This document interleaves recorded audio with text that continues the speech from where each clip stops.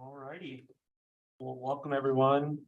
Patrick Ortiz will be chairing this meeting for the September 20th Mine Land Reclamation Board meeting for 2023. First off, can we do roll of the board? Ms. Wareham. Present. Ms. Nelson. Present. John will be here momentarily. Mr. Mock. Present. Mr. Redmond. Here. All right, we have a quorum. First off, I'd like to see a motion for approving the August meeting minutes. Any questions or discussion on it? Good. I'll move to approve the minutes then. Can I get a second? Second.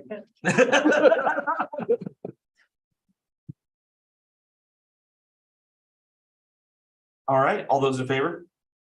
Aye. Aye. And no continuances, withdrawals today. All right, next up, the executive director's office report and division director reports. Good morning, Chair and members of the board. Tim Mock, Deputy Director for the Department of Natural Resources. Got a handful of updates here.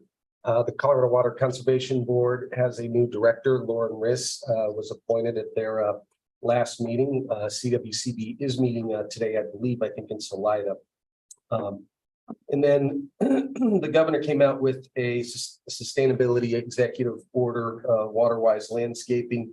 It advances sustainability that, among other things, requires all new construction or significant renovation of state facilities must implement water-wise landscape measures, including limiting non-essential turf after June 2024. The executive order is the governor's way of leading by example as we all move to Colorado state, our communities in ways that respond to the scarcity of water supplies in our state, while also preserving trees, native plants, and other water efficient landscapes. DNR continues to staff up from the positions we received during the last legislative session. We will be bringing on a Colorado River comms or communications director. That position will be starting here soon. We're in the middle of interviews right now. And then we do have a director now for our Colorado Produced Water Consortium. Hope Dalton will be starting on next Monday. And she comes with extensive experience in state and local government. Colorado River Drought Task Force. The Colorado River Drought Task Force was created by the Senate Bill 23-295, and they've been meeting every 2 weeks since July 30th. And Kelly Romero Heaney, our Assistant Director for Water, has been participating on behalf of that. Charge of the task force is to recommend state legislation, programs, and tools that address drought and interstate commitments through implementation of demand reduction conservation. Parks and Wildlife has a new chair of the Parks and Wildlife Commission. Dallas May is now the chair, replacing Carrie Hauser, who was termed off the commission. Their next meeting is in November in Burlington. And then on Friday, you all might have seen this in the news. Actually, Friday was kind of a big news day for us. The U.S. Fish and Wildlife Service published the draft ROD and final environmental impact statement in the Federal Register for our 10J for the reintroduction of wolves. This occurred 3 weeks sooner than anticipated, and will not only save us some lengthy delays if there is a government shutdown, but gives Parks and Wildlife a little bit of breathing room, as the 10J is now expected sometime around mid-November. And they are still working on securing the source population of wolves for the initial reintroduction, which we still anticipate will occur prior to December 31st. Sales of the Keep Colorado Wild Pass have recently surpassed 1 million, with a projected revenue continuing to look like we're going to exceed about 40 million by the end of the year. Obviously, I think we're all familiar with this now, but much needed increased funding to help us better manage our state parks and delivering improved outdoor recreation opportunities. And then also on Friday, the U.S. Board of Geographic Names officially renamed Mount Evans to Mount Blue Sky. The name change is now official. We had a presence, the Council of Naming Authorities, which are all the state naming authorities, had its conference in Portland last week. And we actually, DNR kicked off a presentation on working with tribes in the renaming of Mount Evans that really kind of set up that final decision. And then finally here, the Energy and Carbon Management Commission has begun meeting with stakeholders to inform development of a regulatory framework to govern deep geothermal projects for electricity production. ECMC is accepting public comment on the conceptual framework for those rules. And the State Land Board at their September meeting approved the first voluntary surface-based grassland carbon banking lease at their September meeting. The lease was initiated by an existing agricultural leaseholder and is expected to capture carbon with credits, which will be sold by a third party.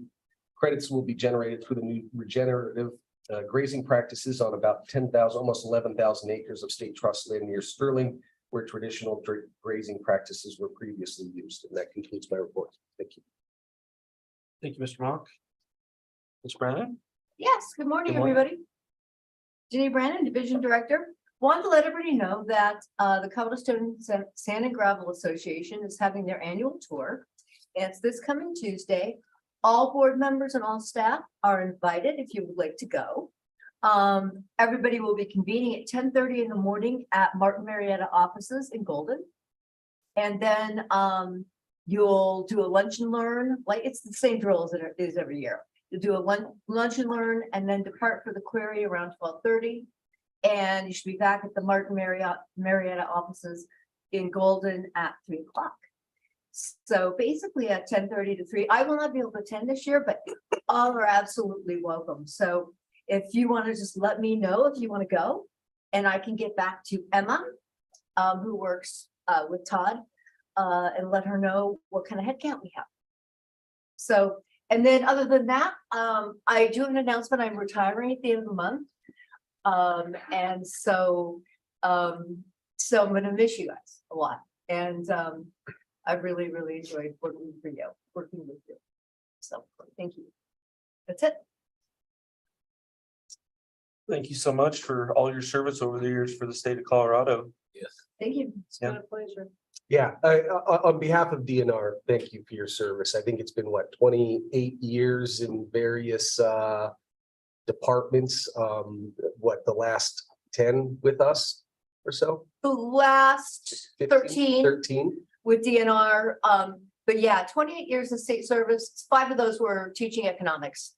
So not with one of the agencies that we normally are or work with. That's an outstanding career, and you've left a very positive impact on our agencies in here in DNR. So I know that if Director Gibbs were here, he would certainly express his appreciation, as do I, for all your years of service. So thank you, Jamie. We will miss you. Thank you. Yeah. Congratulations and enjoy your freedom. Great. All right.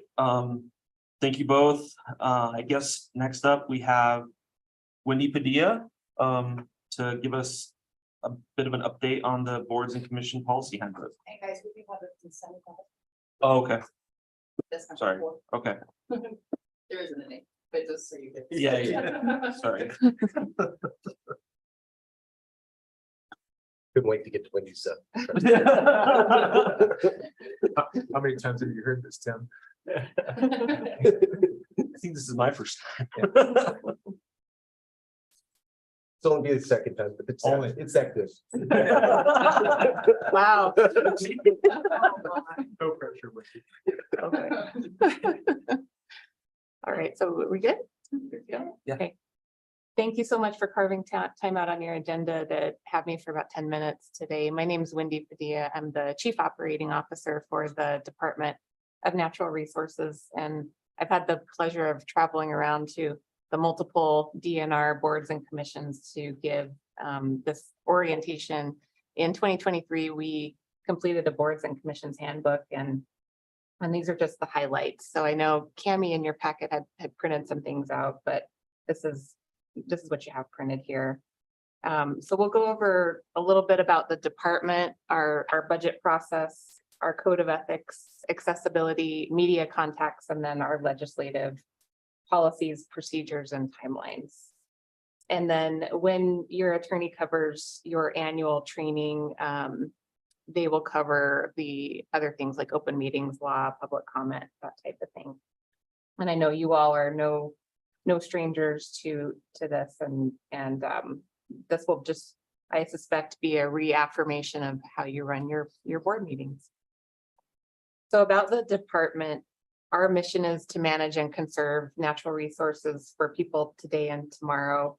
We have 6 divisions and about $494 million in our annual budget, about 1,668 FTE, 1,100 temporary employees, and 6,000 volunteers. And those temps and volunteers are mostly in Colorado Parks and Wildlife, our biggest division.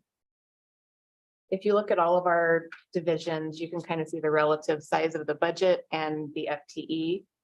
You'll see in the executive director's office, the budget sort of outpaces those FTE. That is because our Colorado Avalanche Information Center is in our executive director's office, as well as our Colorado State Wildfire Action Plan for grants. And we had a very successful budget year in the legislature last year for the department. We added approximately 108 FTE to the department, as well as funding. And so we are a growing department. A little bit about our budget process, which starts about 16 to 18 months prior to our fiscal year. We work with division staff to prioritize needs, and then the nature and the amount of those budget decision items are deliberative and confidential until November 1st. And on November 1st, our budget requests become public and then are delivered to the legislature for consideration. Our joint budget committee at the legislature is briefed on the request, and usually by March, we'll know whether or not the request is approved and is codified into the long bill. And then if the governor signs, the budget becomes effective July 1st. I'll go over a little bit about our public service code of ethics, and this really governs all of our boards, commissions, volunteers, employees, and it's in addition to the Colorado Code of Ethics and statutory requirements. And the purpose is to promote ethical standards, transparency, accountability, and excellence by describing some specific expectations and behaviors. I won't read through all of these, but we'll just touch on some highlights for the 8 tenets: advancing the public interest, promoting service to the public above service to oneself, upholding the Constitution and the law, rules and regulations, promoting public participation so that we have public involved in and engaged in our governance, as well as providing transparency and responsiveness to the public. Strengthening equity, diversity, and inclusion. And what that means that the department is a workplace and public participation where everyone feels valued and respected, and respecting and valuing different perspectives and individual strengths. Number 5 is empowering adaptive leadership. As you can imagine, in natural resources, many of the solutions are not prescriptive and are more adaptive. And this encourages free ideas and exchange of information, and then to demonstrate accountability through transparent decision-making, demonstrating personal integrity, promoting ethical actions, and then advancing professional excellence. So those are our code of ethics. Accessibility. This is something obviously you all do really well, given the setup in the room, but we want to strive for any member of the public who wants to participate in a meeting to be able to request accommodations to the meeting through our ADA coordinators, and to include accessibility statements on all of our notices. If the meeting should be accessible real time via live streaming video or audio, if technology cooperates. And then an option for virtual attendance and virtual public comment should be provided.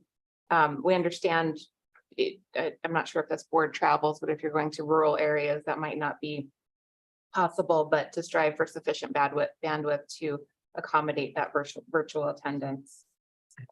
On media contacts, our communications director is Chris Arend, and if members of the media contact individual board or members or commissioners, what we ask is that you coordinate with staff, with Director Brannon, and who will then coordinate with Chris Arend as needed. And you all may have individual guidance on individual members refraining from speaking to the media on behalf of the board. Finally, on legislative affairs, our legislative director is Daphne Gervais, and her email address is included for you. If you're contacted by a legislator for information, just direct them to the Director of Legislative Affairs, and obviously include your staff liaisons as well. And then legislators are actively involved in year-round committees, so you may get contacted throughout the year. And finally, as a department in the executive branch, our department does not take positions on bills unless approved to do so by the governor. And there's one of 4 positions, which could be support, oppose, neutral, or no position. And we ask that DNR public bodies don't take positions on bills in their official capacities. Daphne will know if we do have a position on a particular bill, and then obviously any individual member of the body may take a position or offer testimony on personal time and not acting in their official capacity.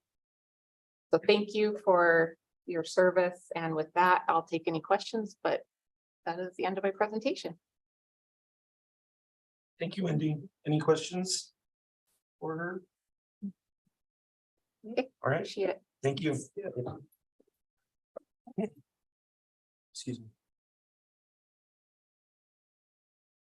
All right, next up, item number 6, an enforcement hearing for file number M-1986-123 with Colson Excavating Company. All those, once y'all get up here, we'll have you swear to tell the truth.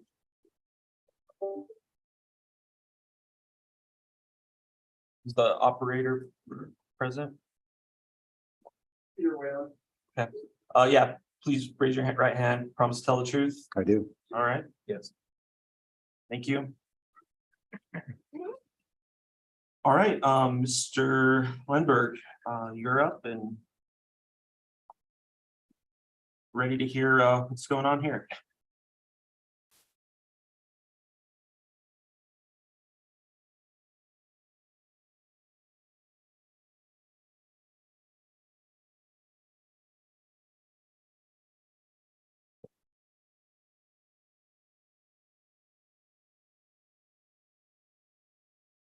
All right. Good morning, members of the board. My name is Patrick Lindberg, and I will be representing the division in this matter. This enforcement hearing is for the Curtright Pit M-1986-123, operated by Colson Excavating Company Incorporated, for consideration of a possible violation, cease and desist order, corrective actions, and civil penalties for failure to first obtain from the board or office a reclamation permit prior to engaging in a new operation for affecting 4.7 acres outside of the existing permit boundary. The site is located in Larimer County, approximately 4.5 miles east of Loveland, Colorado, right along I-25 and just south of the Big Thompson River. The permit is a 112 construction materials operation for with 79.8 acres for the mining of sand and gravel. The post-mining land use is pasture land and wildlife habitat. The existing bond is $58,400, and it's considered adequate at this time. Mining activities last occurred at the site in 2008, and the site had been reclaimed in accordance with the approved reclamation plan. Earthwork had been completed and vegetation had been established at the site, but it has been waiting for final approval of the permanent water augmentation plan, which was due in February of 2024, prior to final release. This is an aerial image of the permit boundary outlined in red. You can see I-25 off to the left-hand side and the Big Thompson River to the north. This is a copy of the reclamation plan map that was approved in TR1 back in 2015. As you can see, there are numerous ponds that are approved to be at the site. This is a map from the substitute water supply plan that was approved in 2023. This map shows the various ponds and their acreages that are approved for the site. And this is a disturbance map from the 2023 inspection. The ponds from the previous slide approved in the substitute water supply plan are within the permit boundaries. And then the area in green to the northwest is the area that was affected outside the permit boundary. Here is a disturbance comparison. On the left-hand side is an aerial image from September of 2021. And then on the right-hand side is the current disturbance area. This is a photo of the disturbance area to the north of the permit boundary. The permit boundary is roughly running from the lower left-hand side of the photo towards the upper right-hand side.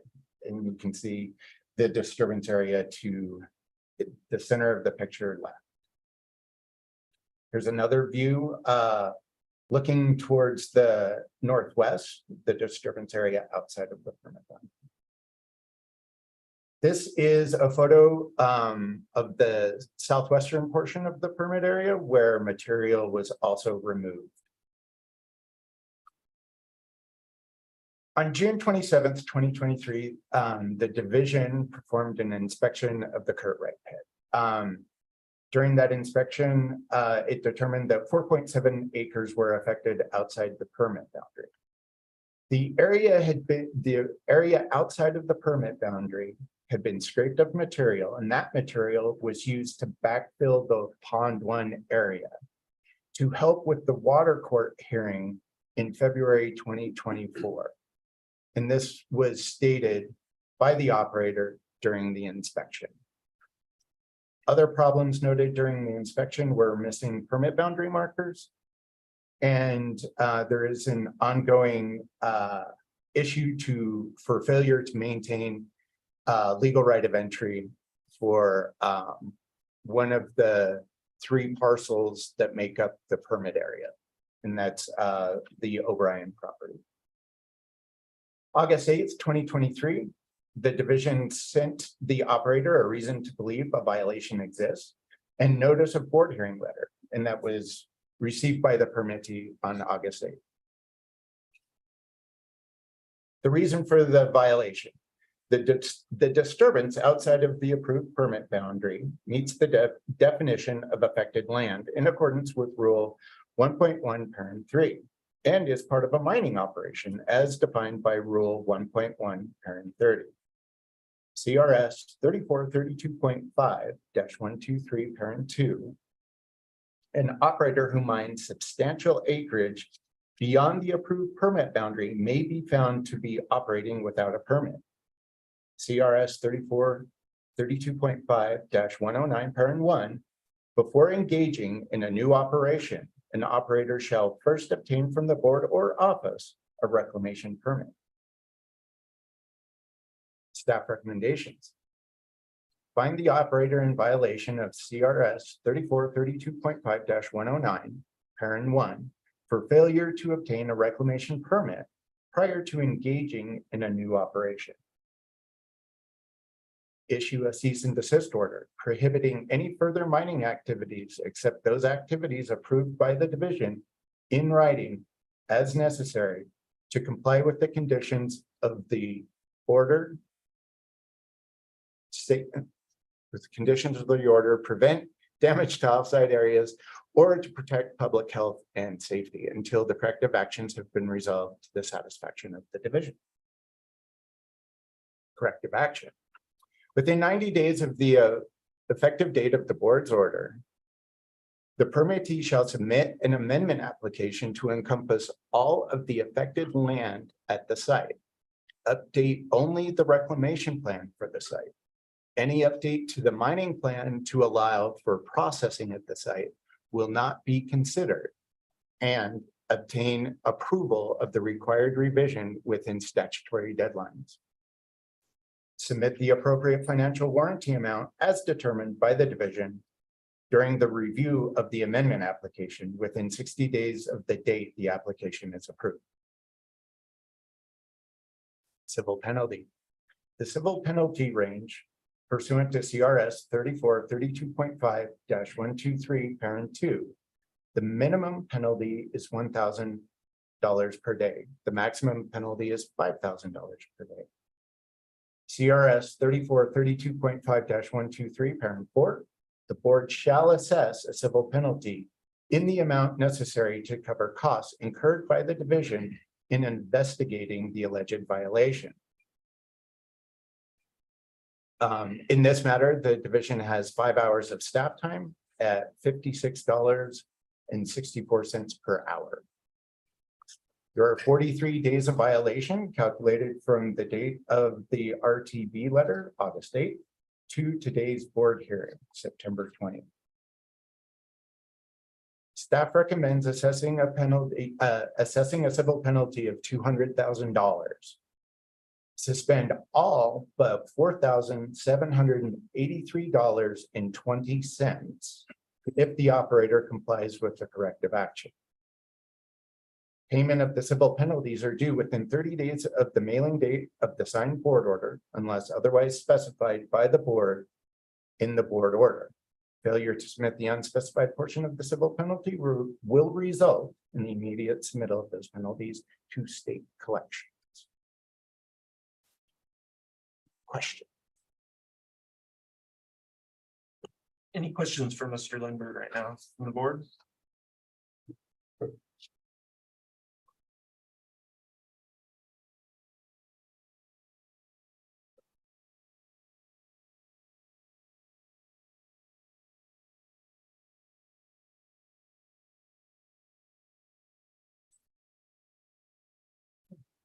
Hearing none.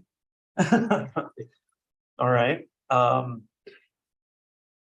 Does the operator, would you like anything to add here? And please state your name. Yes, Peter Wayland, I'm consultant here on behalf of Colson Activity. I'm just gonna give a brief presentation as to Colson's activities and sort of the events that brought us here today. So I understand it. Yeah. See if I can make this work. Okay, so let's see. It's just.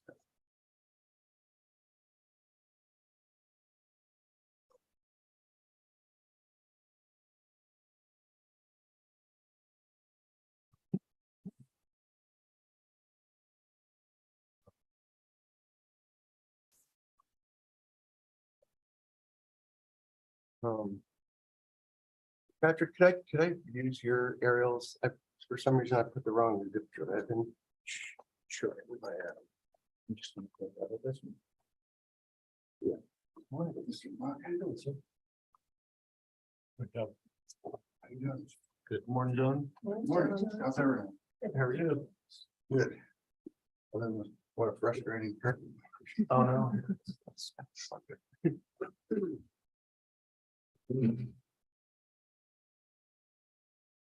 Glad you made it. I didn't know for a while. That one will work. Any of these. Stuck on iPad. It's just really strange today. Below the springs, above the springs. Just go page up and down. Yeah.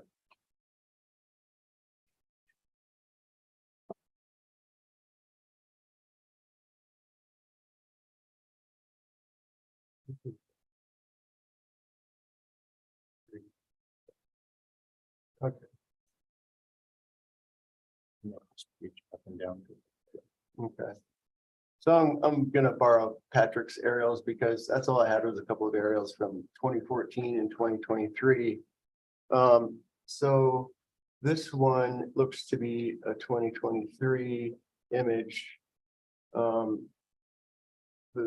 image on the left should suffice. So the area that we're talking about that was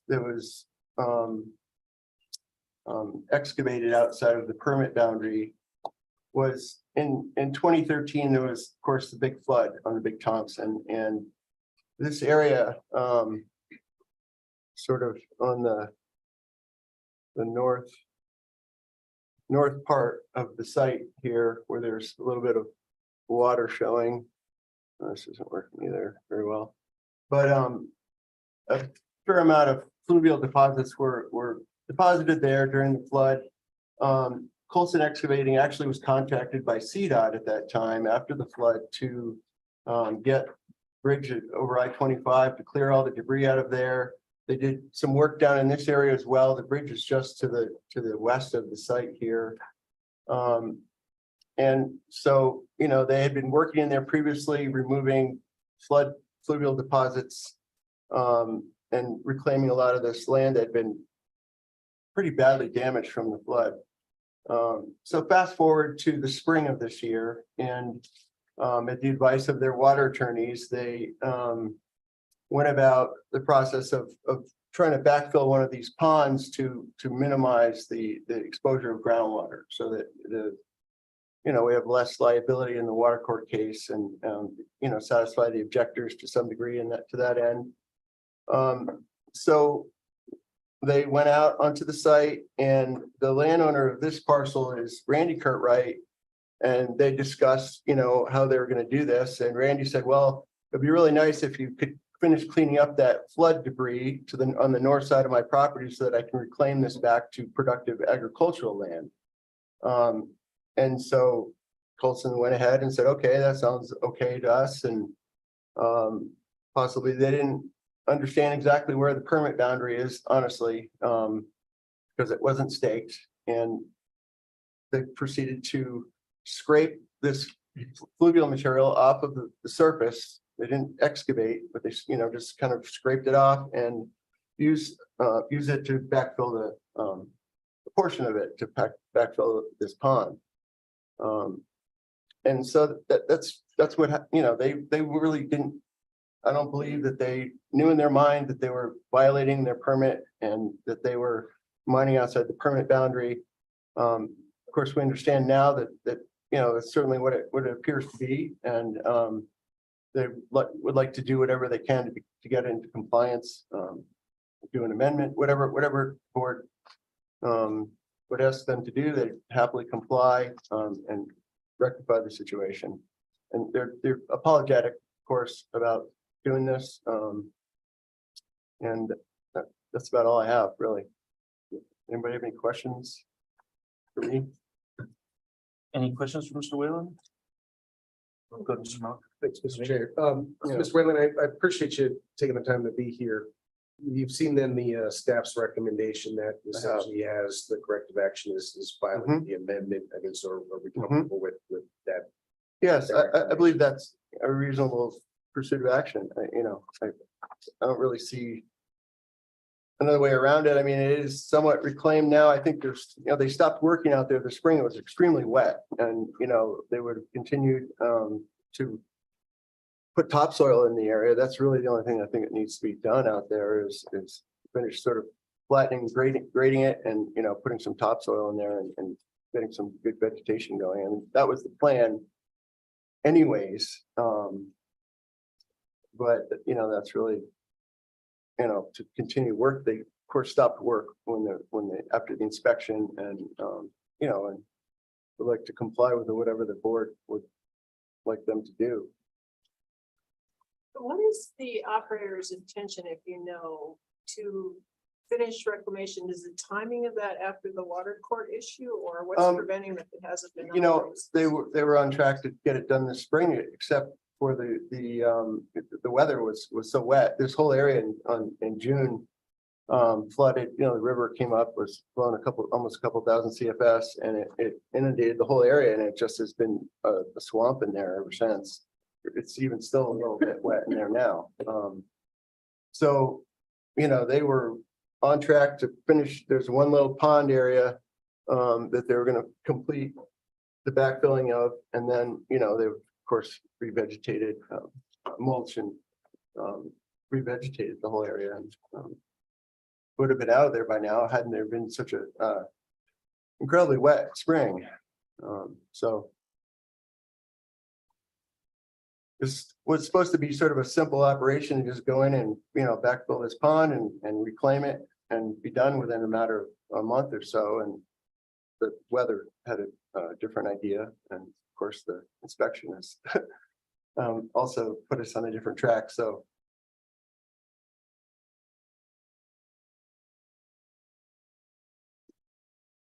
Any other questions right now, comments from the board?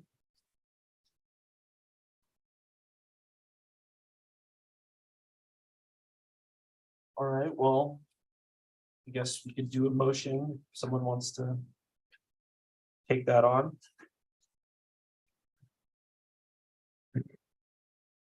Process question, do we need to read all of it, or can we read the motion on the staff? As written.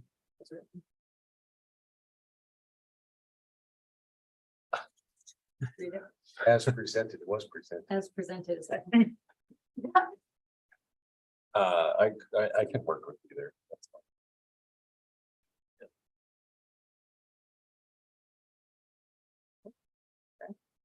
fine. In matter of permit number M-1986-123. Related to the Curtright pit, I move that we accept the staff's recommendation as presented in front of this board today. Do I have a second on that? Sure. Okay. Great, thank you. All right, all those in favor, say aye. Aye. Those opposed? Motion passes. Thank you, Mr. Wayland, Thank for you. providing that more information. Thank you. Thanks, Mr. Lundberg.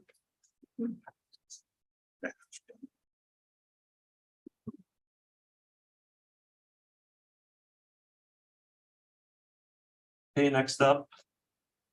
Item number 7, another enforcement hearing. For Mine Water LLC, file number M-2023-015. All those providing testimony, please raise your right hand. Promise to tell the truth. Yes. Yes. All right, thank you. And Mr. Russell, you're up for your presentation. Let me get it loaded up here. Okay.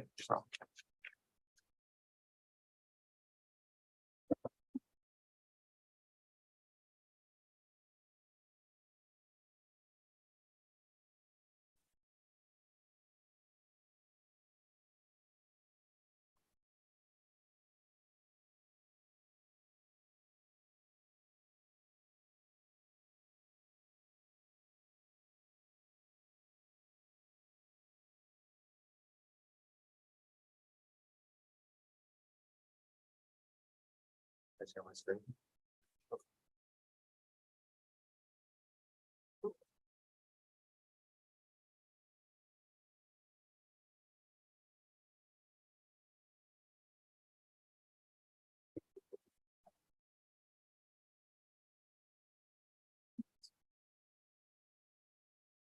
Morning, members of the Mine Land Reclamation Board Chair.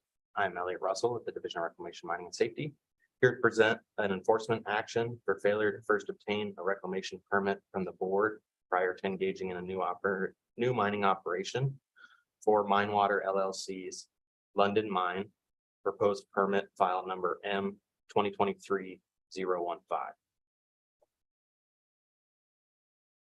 This is a 110D hard rock mining application that is currently under review. It was received on June 6th. The division has also received an amendment to that application under review on September 1st. This is a proposed gold and silver surface operation, proposed to affect 9.9 acres of land. It is located on private property in Park County. The proposed post-mining land use is industrial and commercial. The operator's here today, or the applicant is here today, and he will likely explain his whole project to you, but a brief overview of it is Minewater is proposing to remove material from an existing historic waste rock stockpile from the historic London mine, which was once it was a pre-law site, but it was also permitted and also revoked and forfeited a number of years ago. Minewater took over the site and has been treating water up at the site. The discharge that's coming out of the historic mine, and this operation is proposing to reduce some of the metal loadings in the nearby creek by removing this stockpile that's contributing to believe it's high zinc concentrations. The operator will be hauling this material down to a processing area where it's going to get crushed and sorted with an X-ray sorter to pull out the high-grade material to then be shipped off-site for milling. And then the non-mineralized rock that is sorted will then be placed back at the location of the stockpile. Again, this is in Park County, Western Park County, the red star. Here's a Google Earth screenshot showing the proximity of the site. It is located roughly 4 miles west of Alma. You can also see Fairplay down there in the lower right of the image. This is the a zoomed in screenshot from Google Earth showing the site. It is 2 non-contiguous permit areas, the South London stockpile area located in the upper left of the image, and then the processing area in the lower part of the image. There is also an additional stockpile of waste rock that is located down by the processing area, which will be sorted and screened as well. Mr. Russell, just real quick, what's the date of that image? This image is October 5th, 2020. The previous image was a little older. I think the zoomed out, Google Earth didn't have the correct imagery for Fairplay and Alma, so it looked a little strange. So Okay, this one here is obviously snow load. This is 2017. And then slide 5 is a 2020 image. Again, this is highly disturbed historic site. Both areas, the stockpile and the processing area. Essentially, the operator is not proposing to affect any native land that hasn't been historically disturbed. Just, sorry, just. Oh, yep, sorry. You have a London mine on your reclamation site as well through DRMS. We're talking about the same London mine. For the inactive mines program. Yeah, I believe they're doing some sort of historic restabilization project of the North London mine. I believe that's on the other side of London Mountain. I'm not terribly familiar with that project, but I so have this heard. truly, this says South London on your slide, but it just says London mine here, but we're not talking about the same operation that's under your inactive mines. I would agree with that. Okay, just. Yes. Now, the London mine itself, where the processing area was where the permit boundary historically, I think it's a 1980s permit that was revoked and forfeited, I believe, in the late 90s. And so the inactive mines program has conducted reclamation up there. You can kind of see in the eastern portion of the site down low by the creek. That's, I believe, the old tailings pile that's been capped and revegetated. Sorry. No, it's okay. This is an image pulled from the recent amendment to the application, just showing the processing area. There's that stockpile kind of in the upper left or the left side of the image. That is largely where the South London stockpile, the northern portion of the permit boundary, that material is going to be brought down, accessed by that proposed haul road there and placed on this other waste rock. So they pull up enough material for processing. Then you can kind of see their processing facilities going from the crusher, and they have a screening facility, and then they have kind of a feed area for the ore sorter. So that's kind of the key aspect of this operation is using the X-ray machine to sort high-grade rock from low grade rock or no mineralized rock within this historic waste rock dump to pull out gold and silver, but then also reducing the zinc concentrations of that stockpile.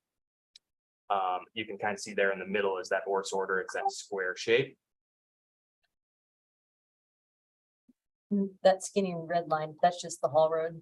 I mean, Up in the upper left. Okay. Yes, Yeah. that connects, there's a county road. You can kind of see this road here that bisects this imagery. This is a county road. I believe it actually goes to the left here. The Google Earth image may be wrong with this line. But then from there, here's that stockpile. And so that haul road is, I think it's in an alignment of an existing road potentially, but it's going to be hauled on. And therefore it's permitted. And then that permit boundary stops there, and then the northern half of this, the two non-contiguous areas starts up where the county road diverges from the haul road, and then this road here is being permitted as well as the stockpile area.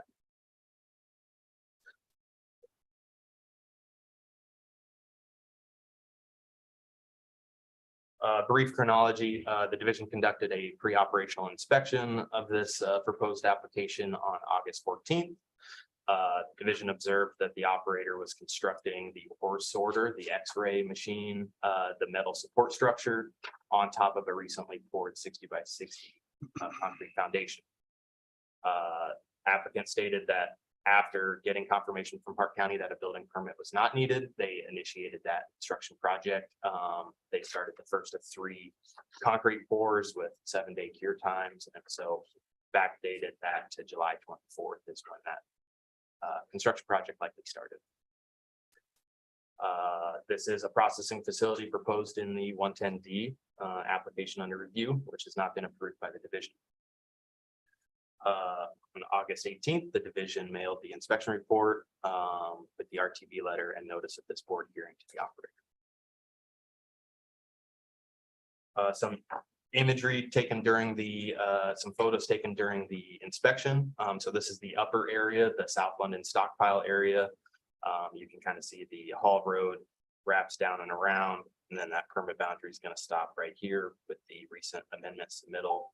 And then this is the stockpile that's proposed to be removed, processed, and then the higher grade material removed from the site. Lower to non-mineralized material gets put back. This is that processing area. Again, this is highly disturbed area. There's existing facilities here from the historic mine, also from the water treatment activities that the applicant has conducted over the last, I believe, 7 years. But right there in the middle, you can kind of see that sorting facilities, 60 by 60 concrete structure. Here's another image showing that and the metal support structure that's being constructed. The ore sorter itself is staged over here under these tarps. And one last image.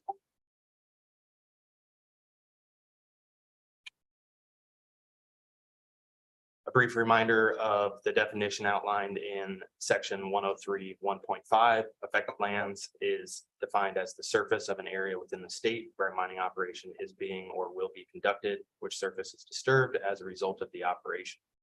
Affected lands include work, parking, storage, or waste discharge areas, and areas in which structures, facilities, equipment, machines, tools, and other materials or property which result from or are used in such operation are situated. Moving on to the division's recommendations. The division recommends the board find the operator in violation of CRS 34, 32, 109, 2 for failure to first obtain a reclamation permit from the board prior to engaging in a new mining operation. Corrective actions. Require the operator to complete the permitting process and obtain a reclamation permit within statutory timeframes.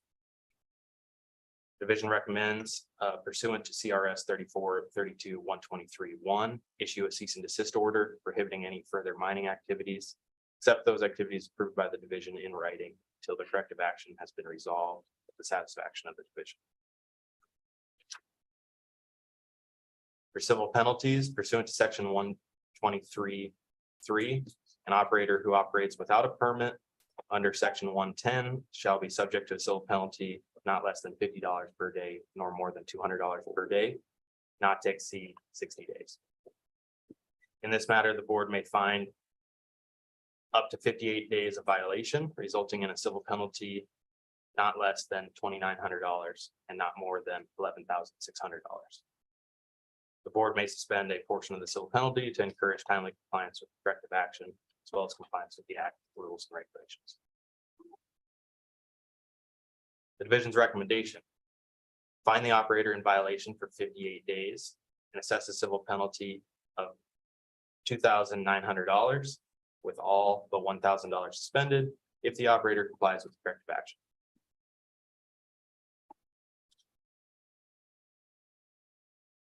And with that, entertain any other questions?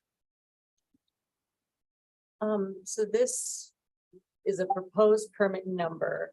It has pre-law. Was it just inactive? You said those buildings like that Quonset hut were kind of part of like water. Was it in care and maintenance? What was the status of this parcel?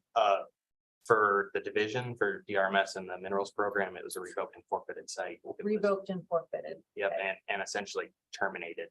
I believe the IMP closeout file was submitted some 20 years ago. So, and this may be a question for the operator, then what's the process for just gaining access to build the pad then? Like, what is that process?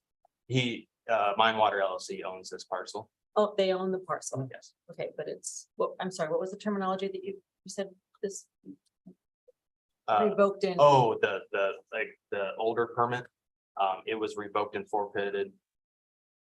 I believe after a number of years, or it gets changed to RT status in our system, which is, I think, revoked and terminated. At this point, because the IMP project had used all the funds and had a closeout file. And the operator owned the land then too? I think Joe Harrington can best speak to that, but I believe he purchased that property 7-8 years ago. From, In the property or in all liability or just the property? maybe we're getting into questions for the Kind operator. of probably Okay. exceeds my scope of understanding. Thank you. Yes.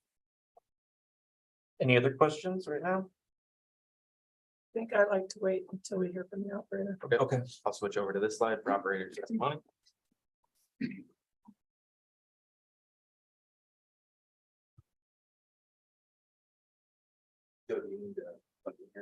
I wasn't planning to. Okay.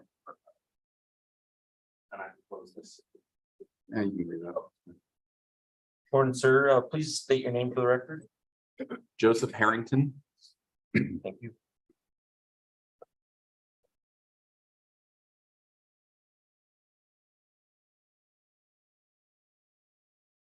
In 2015, I was honored to be a part of the team that designed and built the Gold King mine treatment facility for EPA after the spill in the Animas River. Because of this experience and my experience solving waste issues at the Globe Smelter in North Denver, CDPHE and representatives from the Attorney General's office contacted me and requested that I participate in an administrative law hearing regarding pollution violations at the London mine. The London mine is one of the 3 largest underground mines in the state of Colorado. It has more than 100 miles of tunnels. It stretches 5 miles north and south between Alma and Leadville. It's the source of water to more than 10,000 homes in Aurora.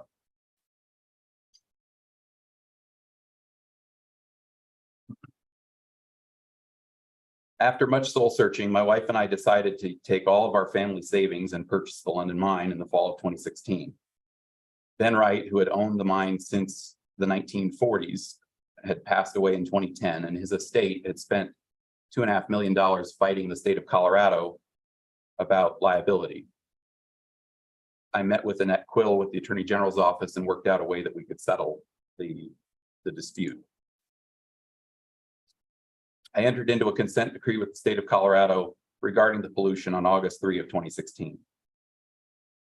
I borrowed more than $9 million from several lenders and fully mortgaged our family home with a first and second mortgage to pay our share of the investment. At the time of our purchase, it was, according to CDPHE, the largest discharger violating source of pollution to waters of the state of Colorado. Since our purchase of the London mine, the mass loading of zinc and cadmium discharged to the South Platte watershed through Mosquito Creek has been reduced by more than 90%. Water we have cleaned up is supplied to the city of Aurora. We treat water 24/7 at the London mine. The facilities you see, the Quonset building and other structures are there to provide 24/7 treatment.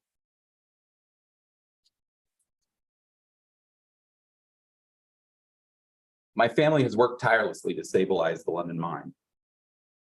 I broke my back twice at the London mine as a result of my work there. Mistakes that I made getting up onto a truck to stabilize something in a snowstorm. My wife suffered a miscarriage as a result of elevation sickness at the London mine, 11,500 feet. Our ownership of the London mine is subject to regulations from the United States EPA regarding our underground injection control permit, subject to regulations from the Water Quality Control Division of CDPHE, regulations from MSHA, regulations from the Water Court Division 1 in Greeley, as implemented by the Division of Water Resources. We're regulated by Park County, and yes, we're regulated by DRMS.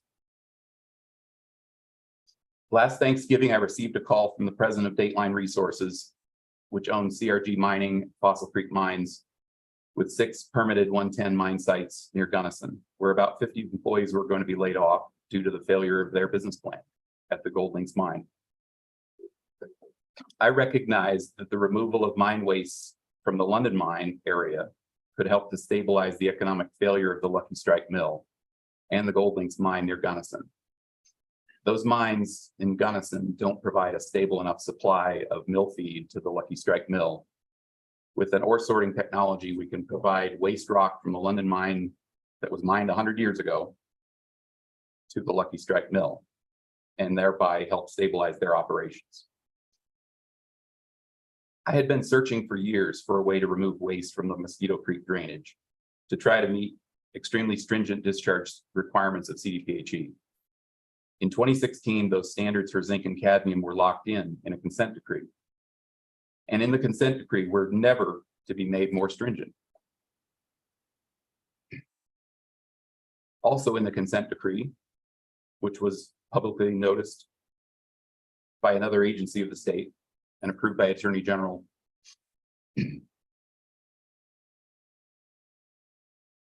mining was found to be in the interest of the state of Colorado at the London mine. That was a finding in the consent decree. I understand CDPHE doesn't regulate mining. It's a different agency, but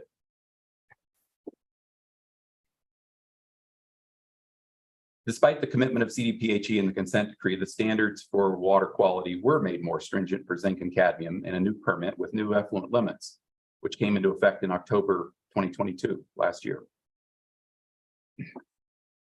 Rather than fight the more stringent limits, which we believe we have a legal right to do under the consent decree, we have tried to comply with the more stringent limits.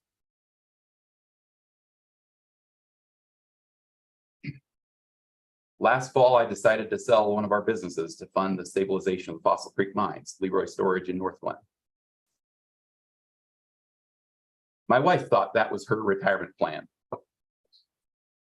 She was very concerned about the stability of our business, of the mine ownership and cleanup and increased cost of regulation.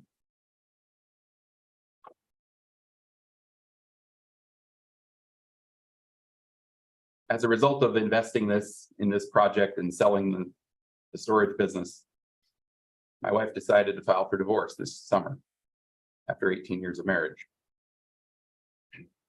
Well, I know I had a call with Mr. Russell where he explained to me what we could and couldn't do. I obviously misunderstood what he said. I thought it was very clear. We could not start moving mineralized material or affecting mine waste. But we've been managing mine waste for 7 years. We've been managing the site with impacts for which I have civil and criminal liability. We applied for our permit on June 6th. I never imagined that pouring a concrete pad to build a general purpose building, which could be used for many things, which yes, is going to be used for this sorter, would be a violation of the regulations. I'm sorry for this apparent violation. I thought we were in compliance. We support the work of the division here and at many other sites. My company owns a treatment facility at the Captain Jack Mine Superfund site, which we operate to stabilize the ward area, many mines around the ward. We had a written approval to construct this building from the Director of Public Works for Park County. I thought we were doing the right thing by doing something that was, in my view, not mining, but was supportive of the stabilization of the site under our permits from EPA, from CDPHE, and preparing to support this permit with DRMS. We're now in the adequacy round of our resubmitted application for a 110 permit from DRMS. We hope we'll get that permit soon. And we can begin removing millions of pounds of heavy metals from the South Platte watershed and hopefully come into compliance with the newly tightened standards for zinc and cadmium from CDPHE. I again apologize for violating the rules of this program. I request forgiveness, forbearance in the application of penalties in our situation. Thanks for your time. I can take any questions.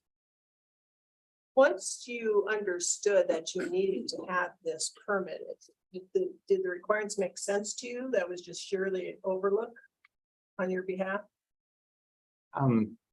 It is.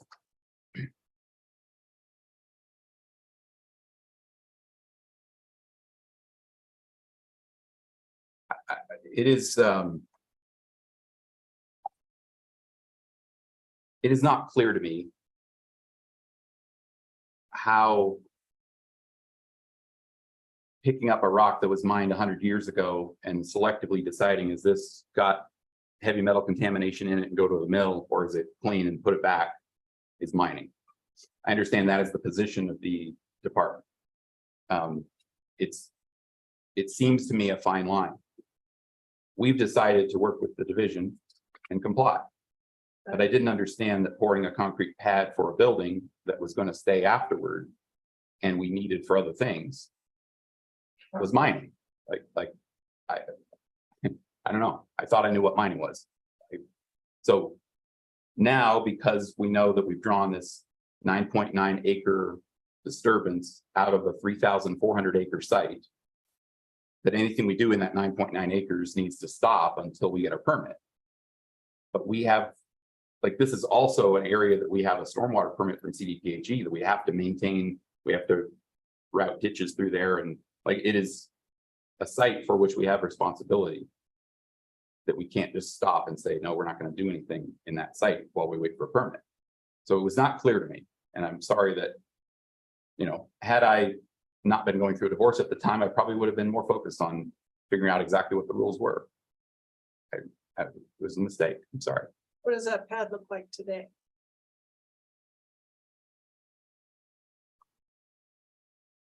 Have you- Pad's still there. I'm not sure. Is there a building on the pad now? There is a building. Is it done? So once the department contacted you and made you aware of this, you continue to construct on that site without the permit?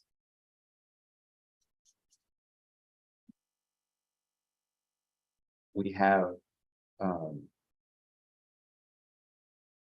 Or did you stop your actions and then go forward with getting the permit application to construct that facility? we started the permit application 2.5 months before. We continued diligently working on that permit. And you continue diligently working on that plant as well.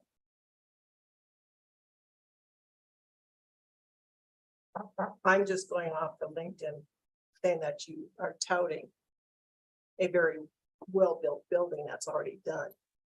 Appears to be done. It's not completed, but the building is mostly completed. Thank you.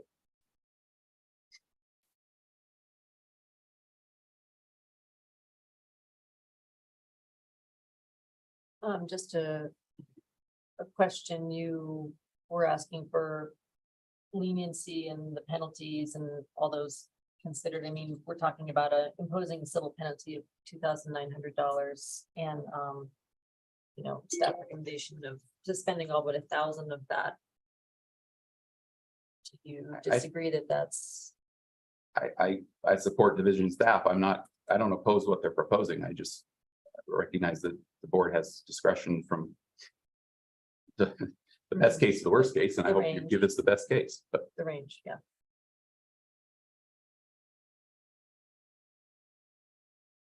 This is, you know, it is hard. It's a tough one. I think that those that are not in mining don't necessarily know that it's not way more than one division looking at what you're doing and, you know, CDPHE and all these other things. I mean, I can certainly see both sides of this where you're running a really complicated operation. And again, I think we've really run into a lot of these where an operator is trying to do something almost on behalf of the state and then gets caught in the crosshairs of all of the other state regulations. So I feel for you in that sense as well. It's, I am leaving here and rushing up to meet with the Forest Service, who wants to take rock from Forest Service property and send it to the sorter. And they have circular authority. I don't know if they're allowed to remove rock. I mean, there's cleanup actions that could be done here using this machine. I don't know. mhm.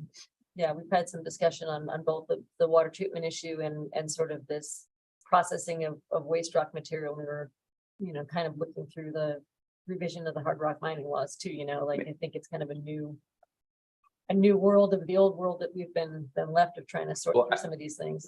I do want to clarify, I do support proper regulation, and Mhm. if the regulation is that this type of operation is mining, then I support it. And the issue for us is that we started and we had a lot of stuff out here that we thought we were allowed to do. Mhm. That machine is a $5 million machine. Yeah. And the county said, you have a right, we have a permit from the county to protect that machine inside of a building.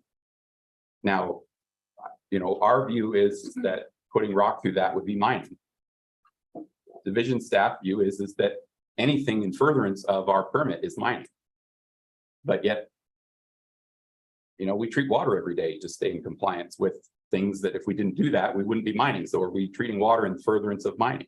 Like it's how widely you cast that net is obviously up to the discretion of the board.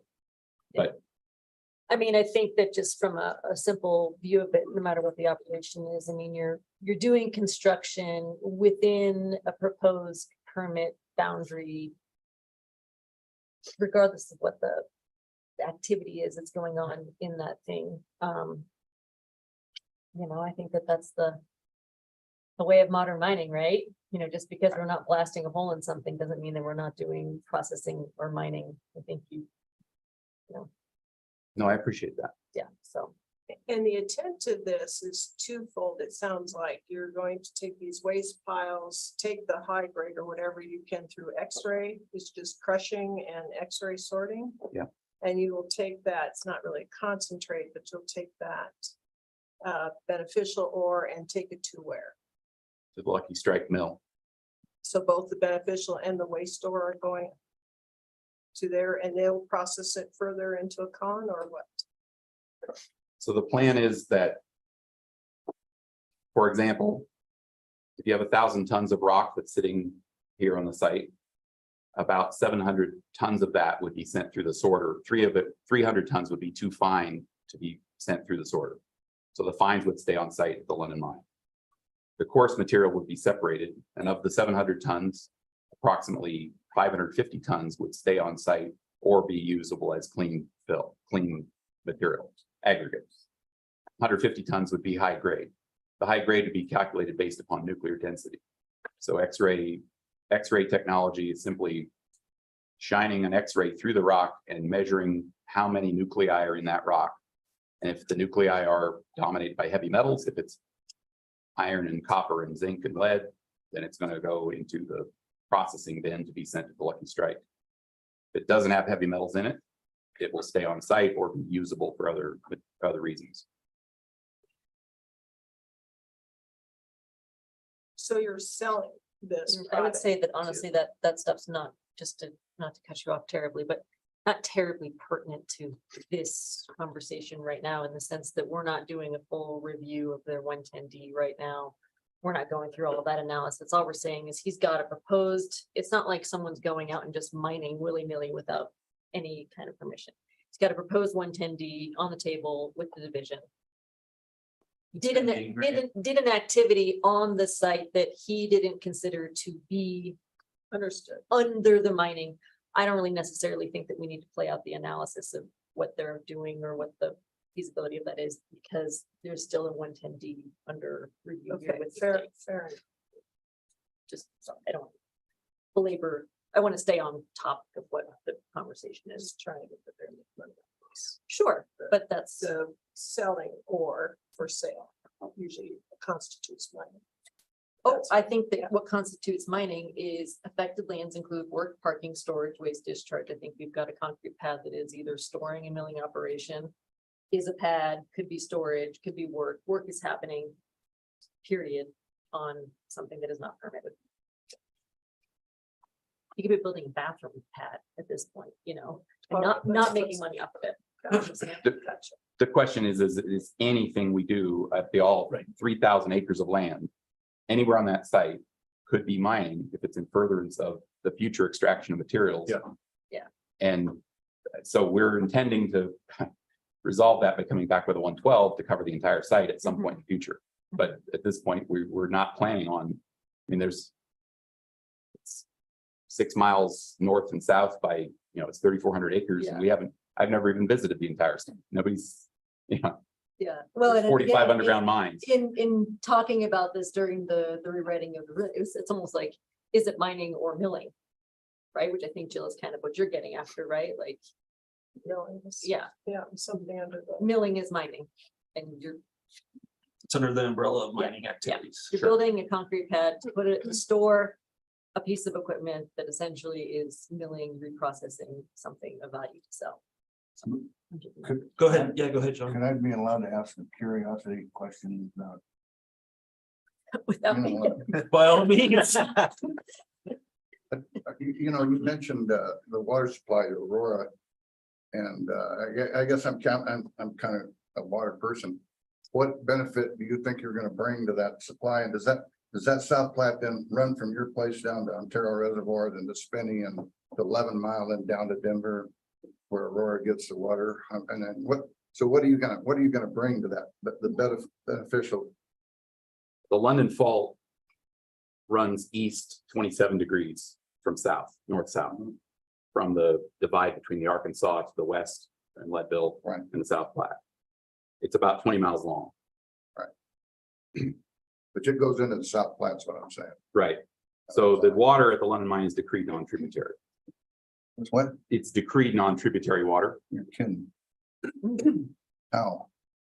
So the fault that blocks the water from getting in the South Platte, water falls in the basin of the South Platte that goes to the Arkansas because it's blocked by the fault.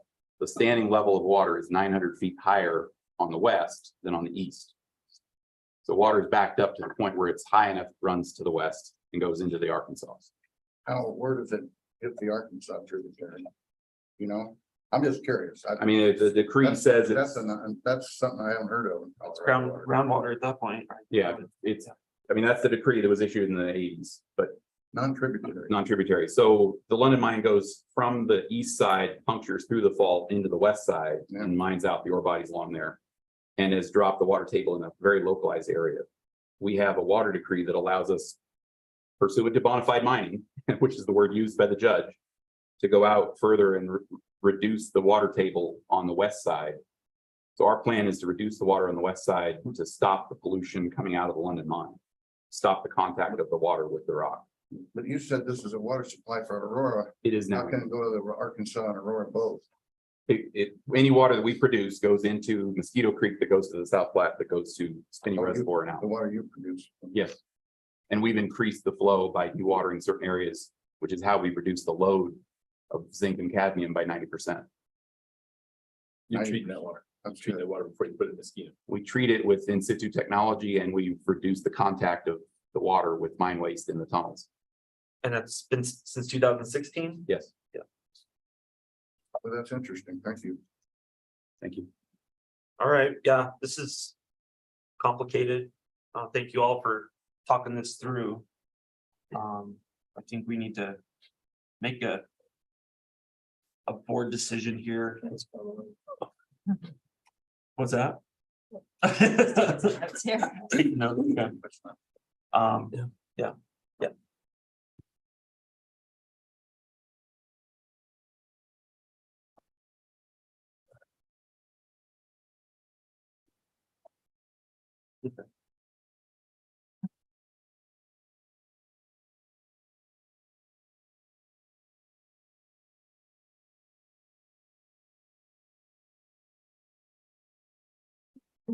All right, well, thank you for your explanations at this point.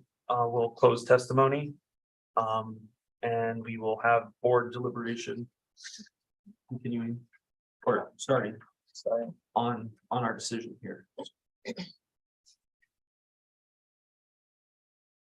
So I have a question, and I'm not sure of staff who would answer this, but part of this goes to purpose of the structure, the purpose of and this isn't even particular to this situation, but when does an activity become purposed for if you built housing, if you built the house out here on the site that you were going to live in preparation for working or whatever, I mean, how does the decision, if it's a multi-purpose pad and it's got a metal building on it,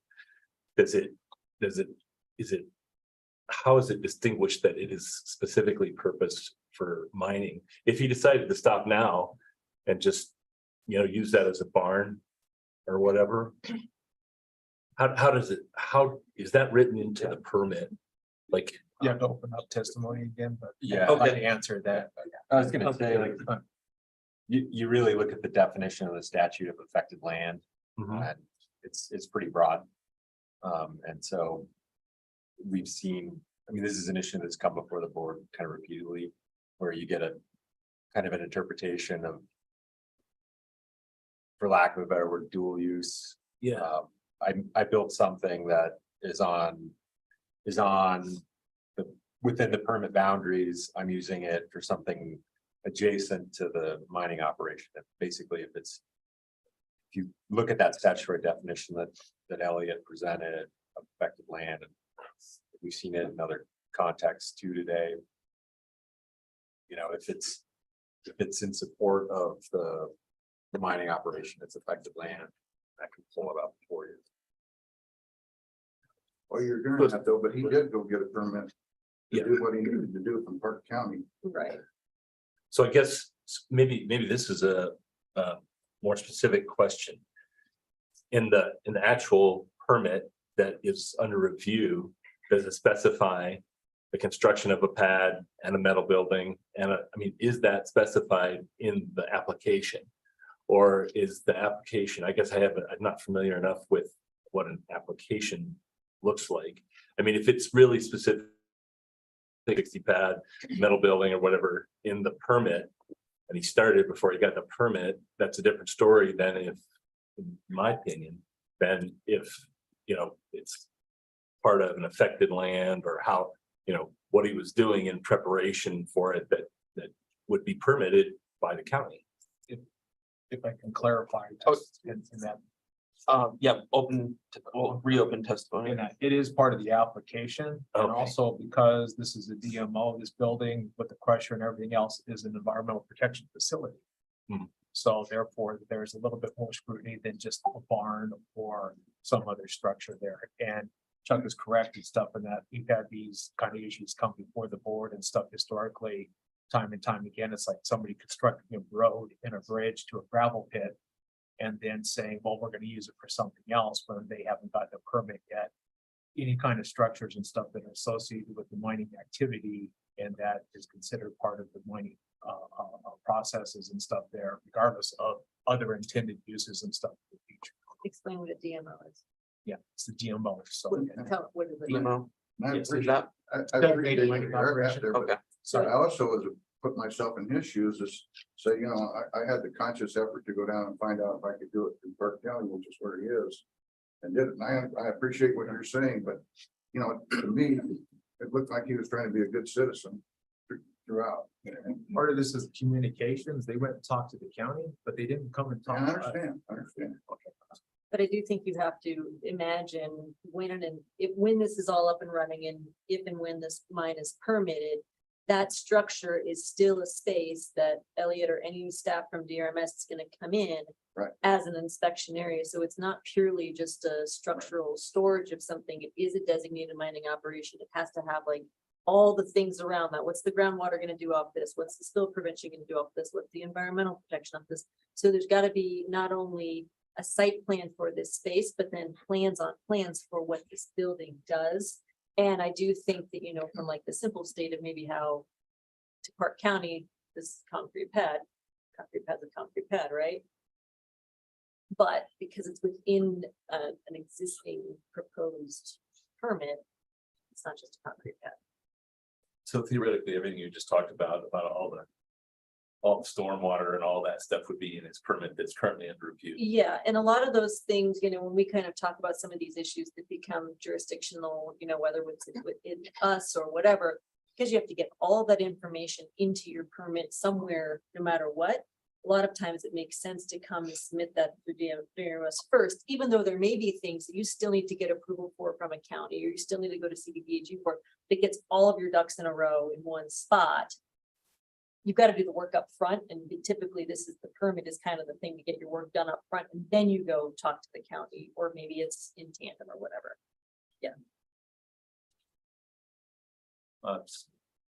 It's hard to know what to do first. I mean, I guess the purpose goes a little bit to your notion, you know, the purpose ultimately is to sell some product from it, then it's a mine first, I guess, rather than some other land use that the county would regulate. Right? it's already in a special category, is kind of what I'm hearing, you know, since it is a historic mine, it's already having water treatment. It's a site that is kind of a special case, you know, there's a few of them in the state, I imagine, you know, so. And I would say this pad is a little bit thicker than most normal pads, you know, 4 feet is a lot different from 6 inches. So, I understand. I mean, it puts people in a quandary, but you gotta do what you gotta do. You gotta know what to do. I mean, I don't think it's clearly you've worked with lots of very complicated operations in different mines. I don't necessarily think it's an operator trying to necessarily take shortcuts or do something intentionally bad. Is just as a matter of seeing things a certain way, thinking you reached out to the right thing, got something in process. I mean, I think we need to, you know, once we can deliberate again, review this, but it's not a significant. Yeah, I guess if I could, that's where I would go is that, you know, generally speaking, when you do have a permit boundary, I think you probably should confer with DRMS in terms of what is going or may not be going in there. I think that, and I appreciate, you know, all that you've doing in terms of the water cleanup and your other projects, and sorry to hear about your hardships. I think that the staff recommendation here is really geared towards coming in compliance and is not prohibitive. I think that if I understood the conversation correctly, I was probably more disappointed and concerned that construction continued on that building after staff had reached out, and I'm worried because what does that do? What does that mean for the long-term relationship? And so I would encourage you to continue to maintain. I think staff in the organization does a great job of trying to not penalize but to work with the operators to keep them in compliance. And I would like to see that two-way conversation, and that when staff comes in, this I think would have been much easier to probably suspend a fine if the construction had ceased when asked by staff. So I'm fine here with the staff recommendation. Thanks, Mr. Rock. Yeah, it's an opportunity to, from here on out, have that communication line about any future work happening and continue, just being partners in you trying to run your business, right? Like, instead of seeing it as a barrier, see it as just a cost of doing business to get going, incubating it, and then being able to operate it. We'll close testimony now. Any other deliberation at this point from the board?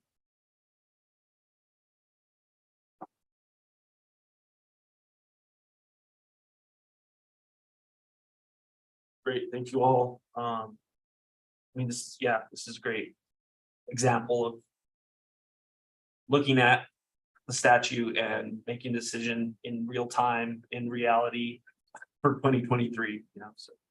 I guess at this point, we could take a motion.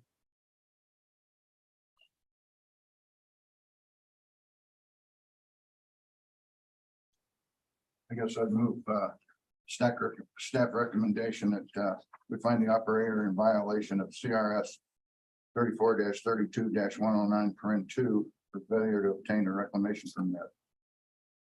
And then consequently require the operator to complete the permitting process and obtain a reclamation permit within statutory timeframes.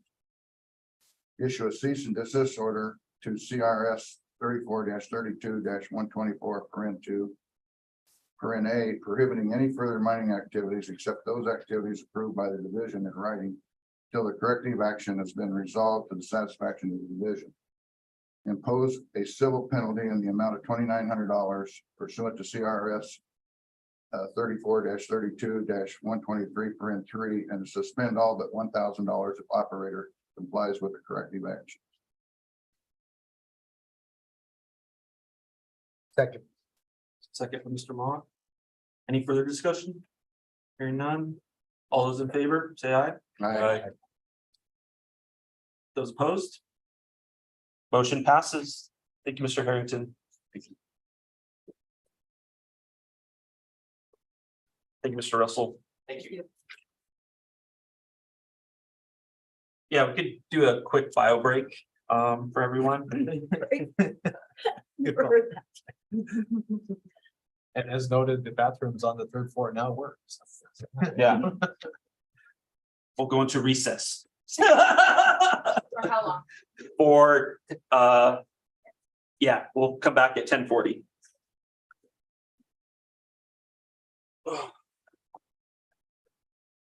Thanks for educating us.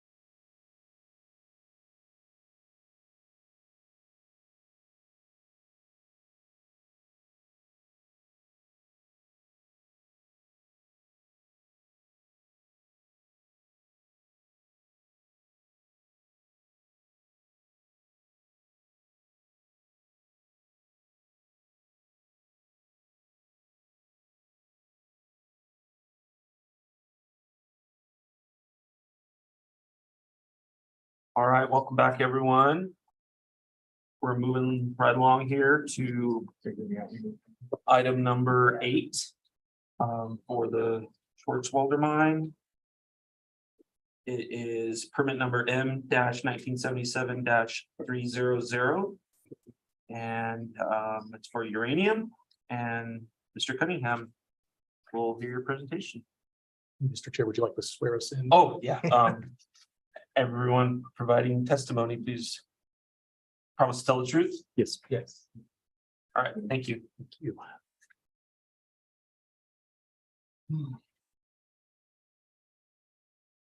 Yeah, I was doing so good.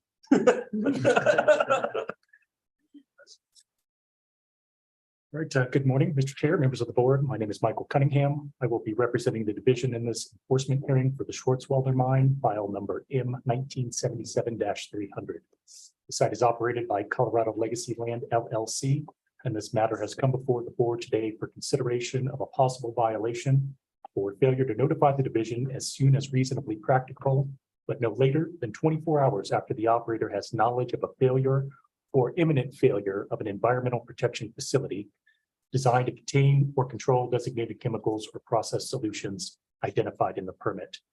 Before I move into my presentation, I just wanted to note for the board that the notice of possible violation letter that was included in your board packet had a second violation noted, and that was for failure to follow the conditions of an order, permit, or regulation. It was related to the mine pool transducer. The operator has successfully replaced and installed that in the mine pool.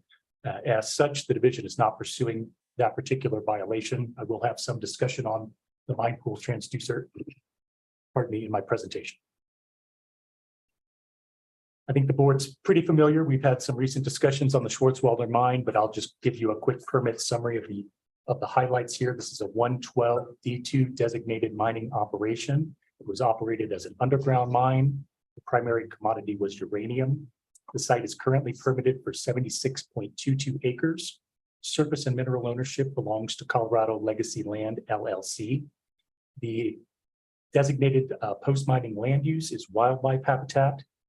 The division currently holds a financial warranty in the amount of $7,674,022. The board will note on staff's presentation form, it was indicated that the financial warranty amount is not adequate. And that was specifically included on there as it relates to the ongoing water treatment at the site. Because the board is aware, there are currently no provisions or approved plans within the permit that provide an end date for that water treatment. And that's why we've indicated that the financial warranty is not adequate in the long term for water treatment. The mining at the Schwarzwälder mine ceased in 2000, and it's been in various levels of reclamation since then. There's 2 primary activities that are occurring at the site. The first, of course, is the ongoing water treatment. And the second activity that's occurring out there is related to the excavation of waste rock that was placed on the valley floor during the development of the mine. It is a source that contributes uranium to Ralston Creek. And so the operator is excavating that, placing it along one of the existing waste rock piles out there. So that's in process. There is still a significant amount of surface reclamation to be conducted out there. I think also, as the board is aware, on slide 3, I've got a Google Earth aerial image showing you the location of the Schwarzwälder mine. Golden is labeled at the bottom of the slide, and the site is approximately 6 miles northwest of Golden and is situated on Ralston Creek. I won't spend too much time on this next slide. This is just an excerpt from the permit file showing the permit boundary. You will note that it is it's a tricky permit boundary. It kind of follows the valley floor. There's a few areas that run up the mountain. Those are primary ancillary areas used for groundwater monitoring or access into the underground mine.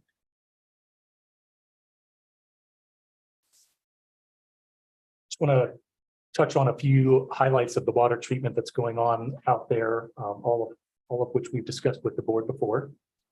Water is pumped from the underground mine pool and is treated at the surface before being discharged into Ralston Creek. The primary method of treating water is reverse osmosis with additional ion exchange treatment available for polishing if needed. Over the past few years, the operator has operated this water treatment facility in approximately 6 months on, 6 months off. meaning they operate and draw down that mine pool for 6 months, primarily during the summer. And then when they reach the fall, they shut the plant down and allow that mine pool to recharge. It's recharging at about a half to a foot per day. And it just needs to be drawn down to a level such that that planned duration of shutdown will not cause that mine pool to reach the established regulatory limit for this mine, which is set at 150 feet below the steep level at it. That was established to ensure that there is no communication between the mine pool and Ralston Creek. And as I mentioned before, the level of the mine pool is monitored by a transducer. When the operator reactivated the water treatment plant this season, they discovered that the mine pool transducer was no longer working. And that was the primary method that we had for ensuring in real time what that elevation of the mine pool was. As I noted, they have since replaced that. It is operational, and we have confirmation that they are presently below the regulatory limit of 150 feet. Some brief chronology. On July 9th of this year, the operator brought the water treatment plant back online. And just for reference, this occurred on May 2nd of 2022 last year. So we were a full month behind when the operator would, generally turn the water treatment plant back on. As the board is well aware, we had discussions about their notification to us at the beginning of this season, where they may not be in a position to operate this due to financial circumstances. So we were, from the outset of this year, monitoring this mine pool very closely, not knowing when that water treatment plant would be turned back on. On July 26th of 2023, the division conducted one of its routine monthly monitoring inspections. And when we arrived at the site, we learned that the water treatment plant was offline.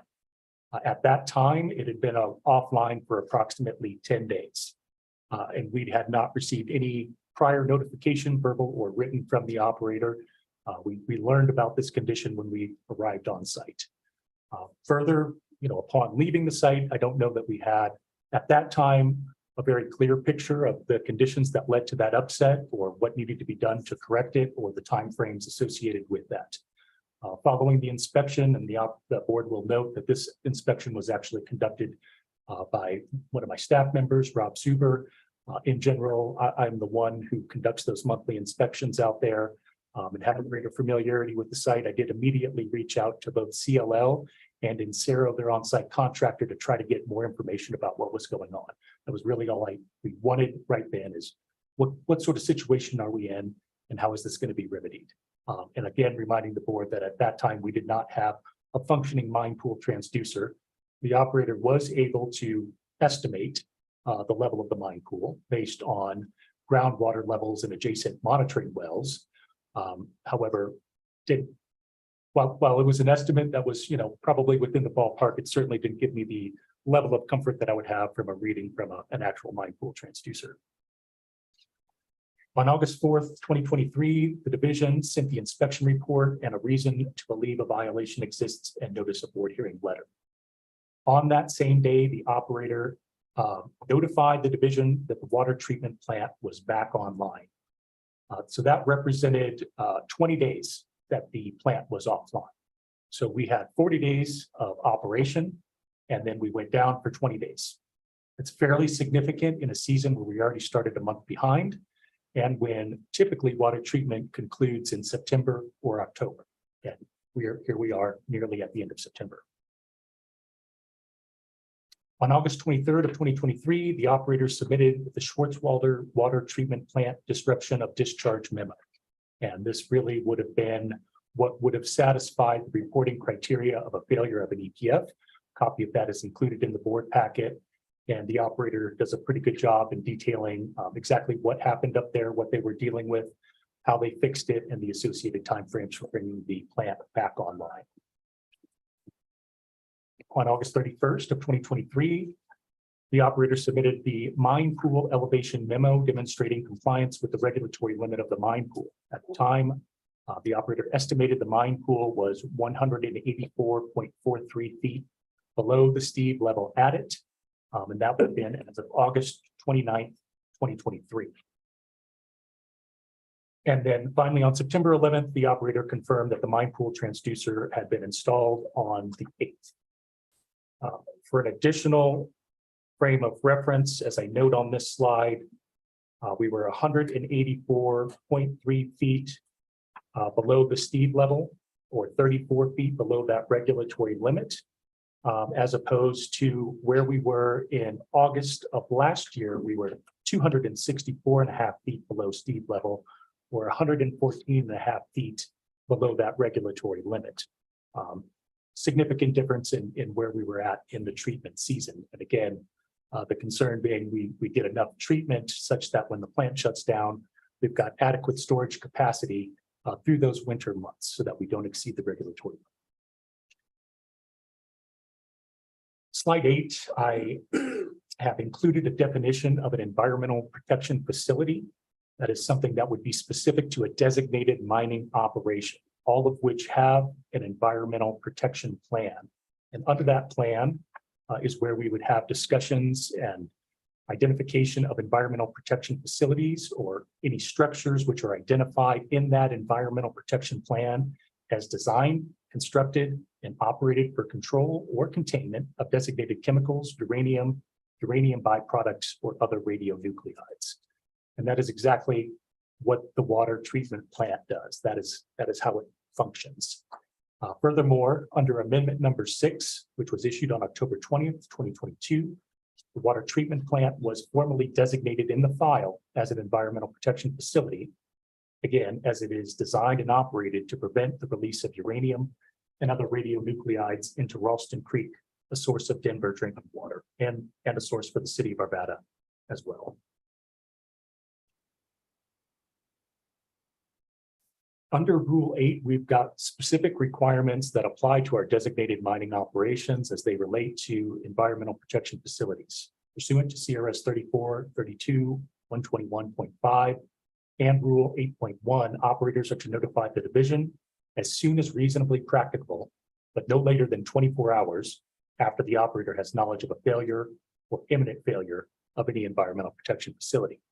And again, staff did not receive a written or verbal notification, learned about this through an on-site inspection 10 days after, and it was approximately another 10 days before we received written notification from the operator.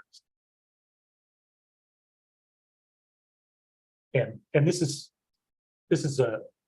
a key rule for designated mining operations. These environmental protection facilities are subject to a whole host of other regulations related to the design and operation to ensure that these truly function in the way that they are intended to, such as we're not releasing anything that's toxic to the environment.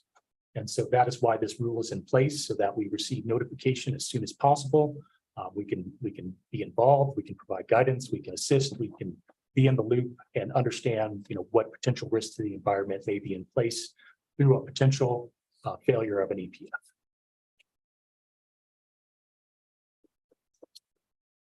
As for staff recommendations in this matter, staff recommends the board find the operator in violation of CRS 34-32-121 and Rule 8.1 parent B for failure to notify the division as soon as reasonably practicable, but no later than 24 hours after the operator has knowledge of a failure or imminent failure of any environmental protection facility designed to contain or control designated chemicals or process solutions identified in the permit. In this matter, staff is not seeking a cease and desist order. There's not an activity that's occurring on site that we are asking the operator to cease. Rather, we are very much interested in seeing water treatment continue. With respect to the corrective actions, staff recommends the board require the operator to acknowledge the emergency notification criteria for designated mining operations pursuant to Rule 8.1 and require the operator to submit a technical revision to account for the modifications to the water treatment plant. Technical revision shall be submitted within 30 days of the date of the signed board order. I will just note here for the board, some of the changes that were made to the water treatment plant are included in the memo that was provided to staff. Again, that is included in the board packet. We'll acknowledge that they are fairly minor changes, but they're changes nonetheless to how that water treatment plant is operated, and those need to be memorialized into our permit And the standard process for doing so is a technical revision. That's why we're asking for this that's why we're presenting this recommendation to the board. With respect to civil penalties, pursuant to CRS 3432-124-7, a person who violates any provision of a permit issued under this article may be subject to a civil penalty of not less than $100 per day, nor more than $1,000 per day. In this matter, the board may fine 38 days of violation, which would be from the July 17, 2023 date, the date the water treatment plant shut down, until August 23rd, 2023, the date the division received formal written notification from the operator about the situation. Staff's recommendation is for the board to fine the operator in violation of 38 days and assess a civil penalty of $100 per day for a total civil penalty of $3,800 with all but 1,000 suspended. If the operator complies with the corrective action in the time specified, payment of the unsuspended portion of the civil penalty shall be due and payable within 30 days of the effective date of the board order, unless otherwise specified in the board order. That concludes my presentation, and I'm happy to entertain any questions from the board. Thanks, Mr. Cunningham. Any questions from the board? I have a question. And maybe Chuck or someone just tell me if this is not the appropriate time to do it. It's more about the three cases that have been in front of us today and the penalties side of it. We just assessed a $200,000 fine against an operator who the creek flooded, something happened. They said, we didn't realize this was within it. I don't think it was anything outrageous, whatever. These guys just didn't tell us about an operational water treatment plant that's protective of an entire city for 20 days. The other guy just built an operational $5 million plant under a shed. He's got a $2,900 fine. These guys are maybe going to get a $3,800 fine. And we just assessed $200,000. I know that construction materials, hard rock, whatever, we're not going to solve that right now. But what is the motivation for an operator like this that keeps coming back in front of us? I mean, this is like outrageous. Sorry. Appreciate those comments, and with respect to this specific hearing and the violation, the civil penalty recommendation that we made, we did try to take into account, and I do want to acknowledge for the board that we have not had any water quality violations out there. That's a good thing. I think that's what everybody wants to see. Had that been the case, we would be talking about something very different here. Sure, but I'm highly concerned that the severity and the impact of what this water treatment plant stands for and how you've got an operator who knows that within 24 hours, they need to be notifying you. Mr. Chair. I'm sorry, I just. No, it's, there's extenuating circumstances for all three cases here. And that, in this one, we know that the operator is, it's egregious, and we're not arguing, and that, but the operator and stuff, we already know and stuff is insolvent. So hitting them with a huge fine and stuff and that, we're more interested in making sure and stuff that the water treatment proceeds and stuff and that. Sure. What the they other- didn't. On the other one, where there's a $200,000, there's an extenuating circumstance for that being, all of that's suspended except for a very small amount. And the reason for that is that there was comments made and stuff about walking away from the site. So we want to make sure that there's leverage and stuff in that from the board and stuff in that to ensure that the division and the board doesn't end up in a scenario and stuff where we're having to revoke and forfeit on the site and stuff in that. So that's why that penalty is there, to ensure and stuff that operator has a vested interest in completing the reclamation there. So, so that's an important aspect there, but there's different parts of that, and certainly with the middle case and stuff there, but we get it in that it was complicated, and so we didn't want to be too heavy-handed and stuff there and stuff, and that we just want compliance since we already have a permit in place. So when we take a look at those, we weigh all those different factors out. Some of those and stuff that we really can't come out and publicly say to you and stuff and that in our presentations and stuff, but just be aware that when there's something there, please feel free to ask about it. And we'll try to explain it and stuff the best we can. But a lot of times the stuff with that, those are the kind of things and stuff that we have to weigh out and stuff as staff before that. And as always, the board has the discretion and stuff to change anything and stuff that we're proposing. Yeah, I understand that. I guess it doesn't cost me money. to Call within 24 hours when it has to do with. You know, Totally agree. an operation. That's why we're here. Yeah. Yeah. I'd stop a little bit.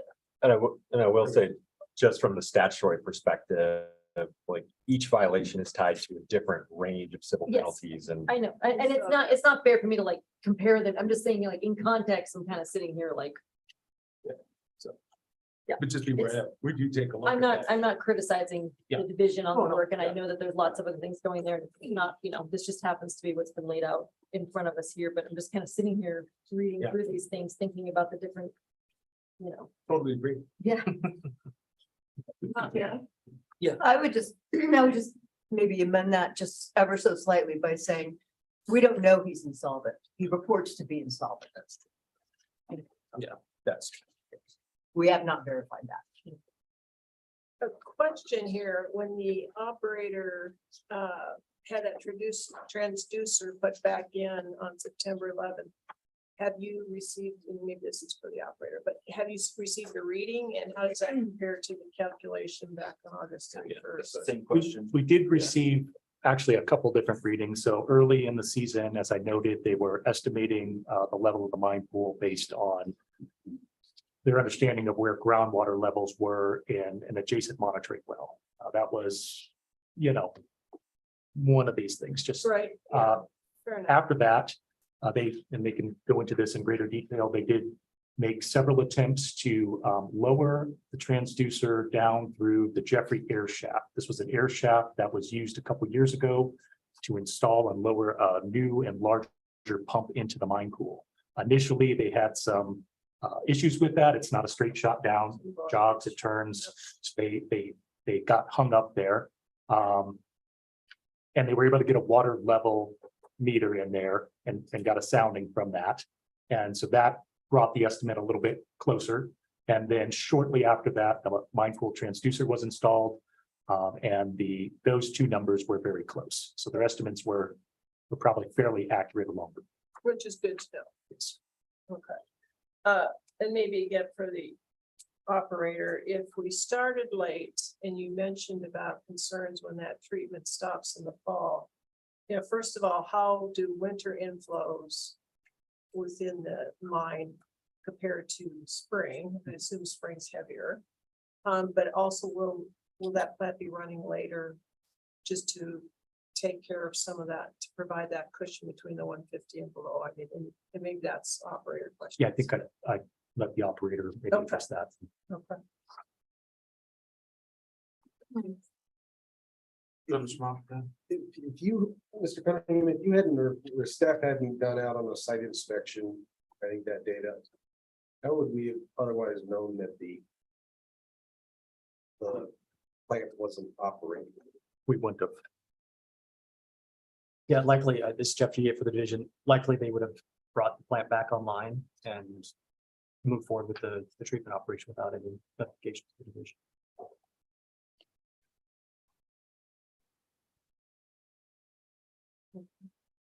Any more questions? Good, okay.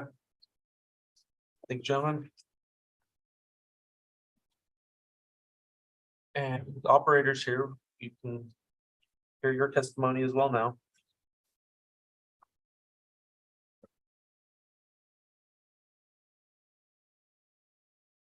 Please just state your names for the record, please. My name is Jim Harrington with Colorado Legacy Land. And I'm Polly Jessen with Kaplan, Kirsch and Rockwell. We're outside counsel to Colorado Legacy. Thanks for, yes, good morning. Thanks for your time today. Just a few brief corrections, maybe to the materials that were presented already. The board materials showed July 9 turning on the plant, and it was actually June 9. So just for accuracy's sake, Michael did accurately say that the plant operated about 40 days before it shut down. A little bit more background, the plant shut down because a tank level transducer malfunctioned and caused the tank to overflow into a secondary containment, which caused the secondary containment to fill up, and the operator noted that that was happening, shut the plant down. And so then we commenced a series of steps to figure out what was the cause and what were the corrective actions to be taken.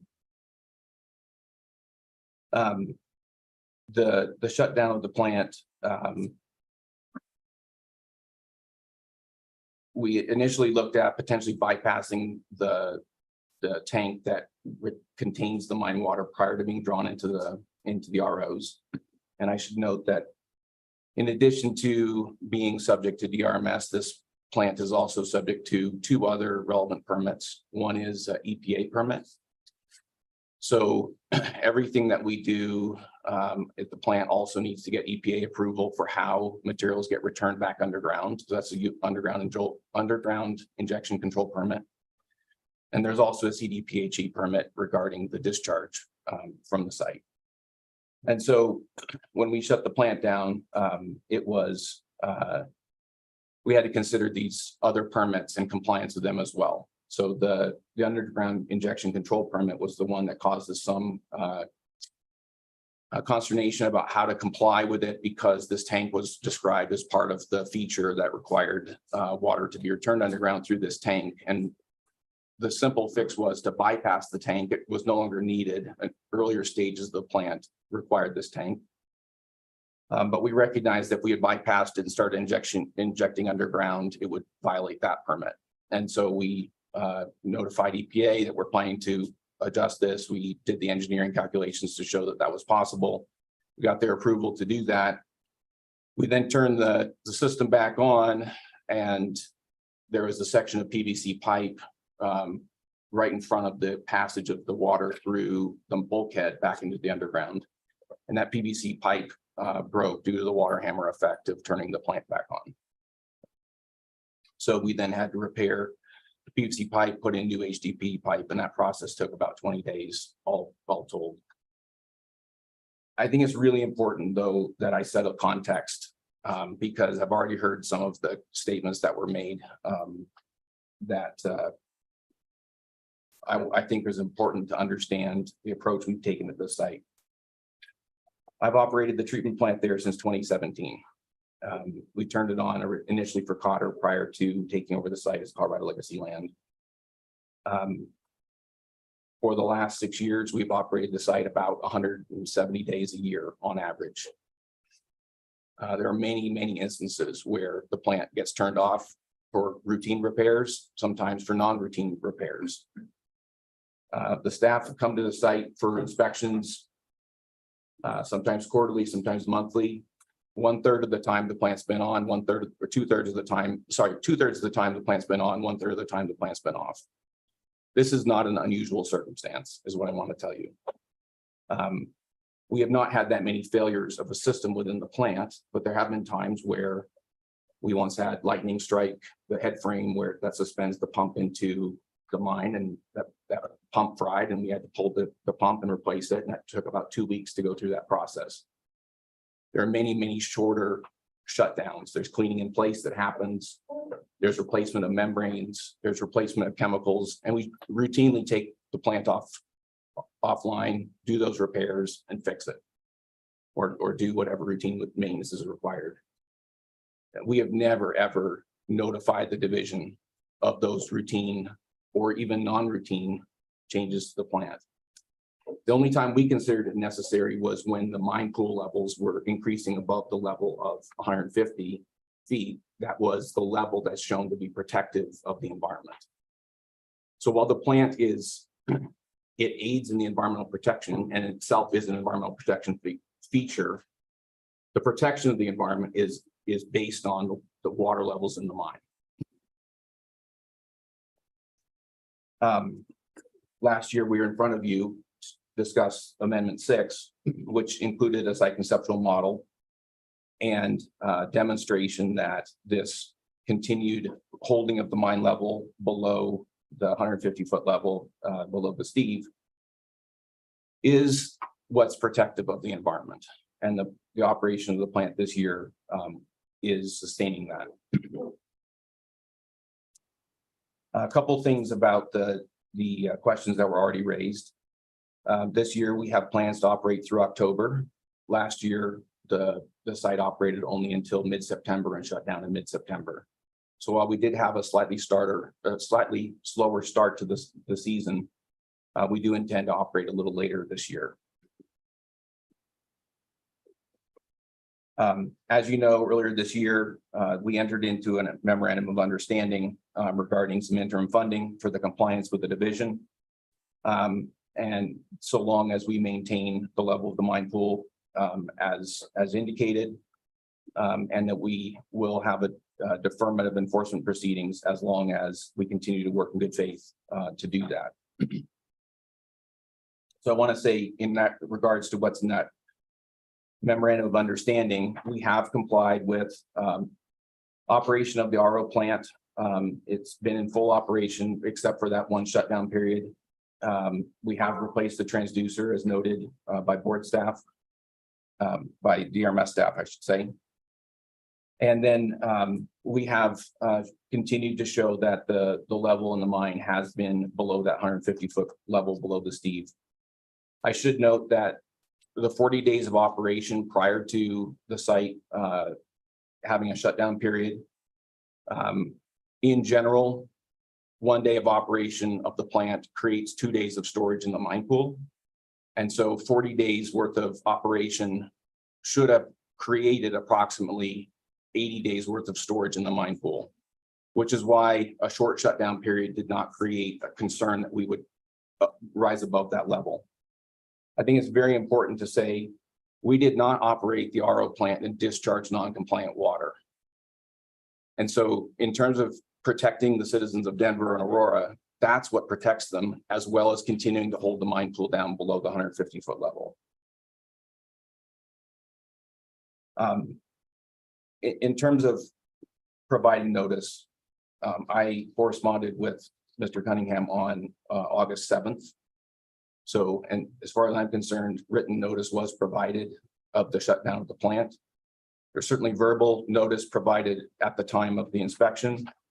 But like I say, in context of our past history of operating the site, there's many times that the inspector will show up on site and say, tell me about the plant, tell me about the mine pool level. We'll say the plant shut down right now. It's undergoing this routine maintenance or has this issue, or it's in operation and this is the level of the mine pool.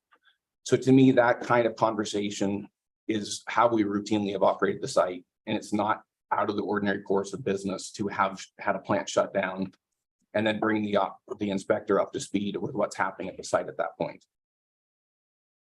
I do understand that with the heightened scrutiny on the site, that the need to provide rapid feedback on the operation of the systems is important, and I take that sensitivity seriously, and have made and will make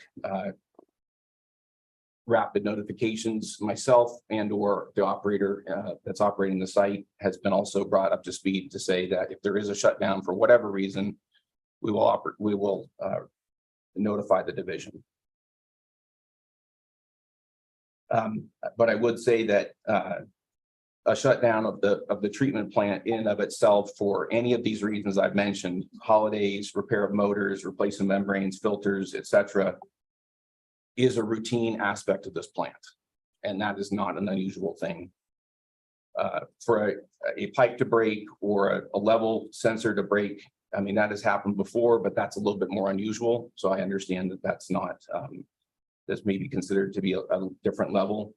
But I would say the shutdown of the plant in and of itself is not a failure of the system. It's a routine part of how the plant operates.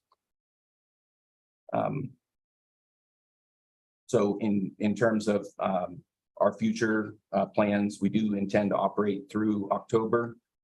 We do expect that that will create approximately 6 months of storage again in the mine. And we are continuing to work with the division to determine how to continue to fund the operations at the site. Division is asking for a TR to update this water treatment plant facility.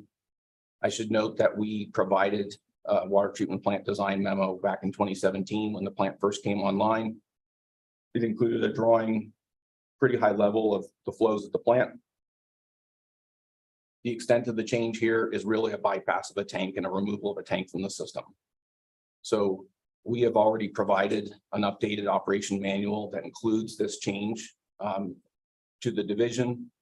It's really an operating manual update or upgrade to current conditions. So I don't see it necessarily as a technical revision, but certainly are willing to comply with whatever is necessary to keep the department informed, the division informed of what the current operating status of the site is. And we believe the operating manual that's there is accomplishing that. So just in conclusion, we have ourselves committed and we have communicated to our contractor the need for increased communication with the division to err on the side of over noticing when in doubt. I just want to conclude with saying that we have attempted to take corrective actions in the past as promptly practicable and in good faith. We are requesting that the board suspend or forgive the penalties associated with this because it's not an intentional flouting of the rules here, but more an aspect of routine operating aspects of the plant, consistent with past practice, as well as how plants sometimes do go offline.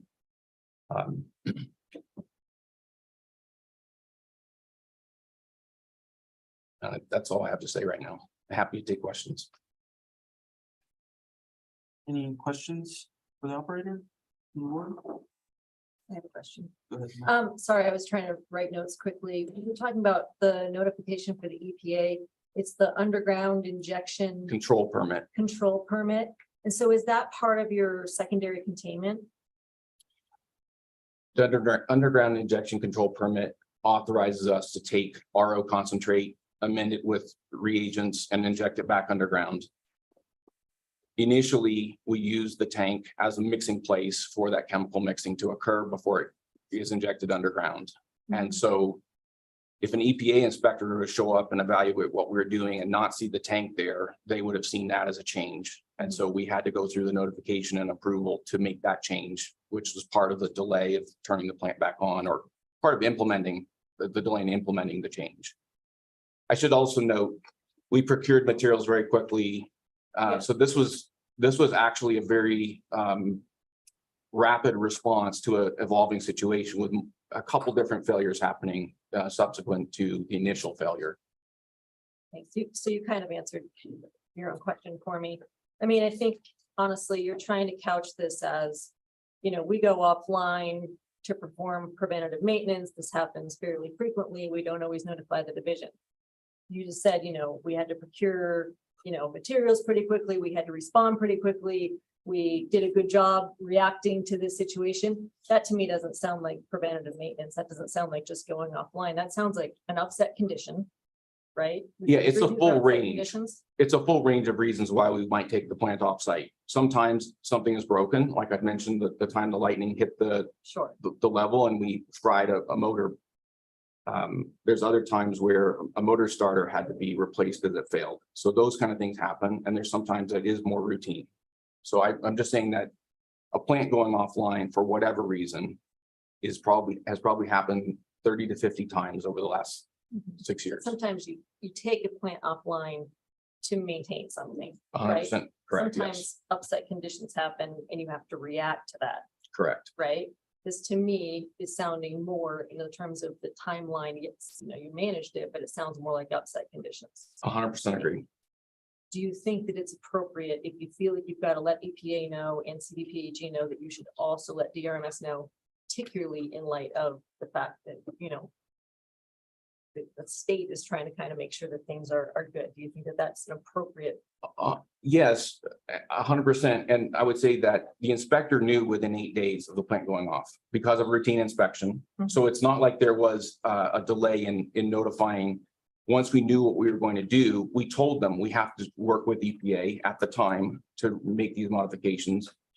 Once I figured out what we needed to do, we did notify in writing about what had to happen to the plant in order to get it back online. And then we notified that the plant was back online.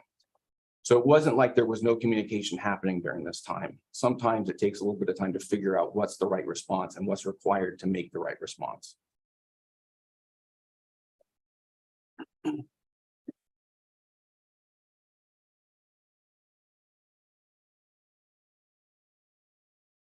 just from thinking of the slide that just formally said, 24 hours. Not to put words in your mouth, but didn't you agree before us that you were gonna, when something like this happened, you're immediately gonna contact us? I mean, isn't that what you did? Isn't that what you said you were gonna do? In the future, I'm acknowledging I didn't In do, the future from the time before, From the previous conversation. yeah, so I mean, in the future, I haven't made a decision today yet, so. But you're the one that was on the record saying, here's what we're gonna do, and you didn't do it. So I did not see the operation of the plant. Taking it offline or putting it back online, doing routine maintenance or repairs. As a failure of the environmental protection system. Because the mine pool was drawn down. And that's what created the environmental protection. If the mine pool hadn't been drawn down, then I entirely agree that there's immediate notice required. But that's what you said you would do, is notify us, and you didn't. I'm not sure what you're referring to. Well, that's what I heard you say. That's why I'm saying, if you didn't say that, then I'm out of the line. Is there a protocol for your contractor to call whenever there's a plant shutdown? I mean, they have a list of. Yeah, I've said that what is- I've made a commitment in the future to make that notice immediately. After having received this feedback from the staff, With or without solution, it's just. with or without solutions, correct? Are there certain things like is the mine trench, so that your contractor is there 5 days a week, 8 hours a day? 5 days a week, but they have a 24-hour operating alarm system, so they know when it goes off. Transducers and floats are all electronically, so they get the little happy Yes. noise, okay. Yep. You mentioned going in light of the later start, committing to run that plant till October, which seems to be a couple weeks later, or is it? Last year, we operated through middle of September, and so Yeah. it's 6 weeks later this year. But you said kind of a finite time frame, but you also made a commitment that is it whatever happens first, that there's 6 months of storage obtained, or the October date? We can turn the mine plant on anytime through the winter. We could run it through the winter. Right now, the funding, Have you previously? we previously have operated year round. And that's based off of transducer readings and all this other You stuff. go into the site and turn the plant on in a matter of days and operate the plant in the middle of winter. It's winterized. Okay. And yes, in 2019 and 2020, we operated the plant in January, both years. That's just an education on our part. And the winter inflows are less than the springs, or is it? There is a minor difference in fall and winter compared to spring and summer. But there's approximately half of the inflow to the mine is base flow from deep groundwater, and approximately half is more superficially influenced by Ralston Creek percolating through the fractures there. Thank you. Did I understand the staff of the contractors are only out on site every so often, so somebody's not there every day? Someone's not there typically on Saturday and Sunday. So if the plant shuts down, they can remotely shut it down off their phone. It's automated plant. So if it shuts down, they'll often shut it down on a, if there's an issue on a Friday, they'll just shut it down and go back in on a Monday and figure out what the issue was and restart it. There is somebody there on site 5 days a week. then? Correct. Yeah, And they're and they being- can be there on the weekends if we want them to be. And they're being alarmed. They're being alarmed 24/7. And then through either the EPA or CDPHE, is there any requirements to notify downstream water providers when there's a shut off or anything like that? No, it's if we're discharging out of compliance water, that's what CDPG would care about. EPA cares about whether or not we're re-injecting water in compliance with what we said we were going to do or not, and that we're continuing to remove water. Yeah, DRMS has the 150-foot level, protective level in their permit. And so that, to me, it's like multiple different places that we have to comply with in order to continue to operate this plant.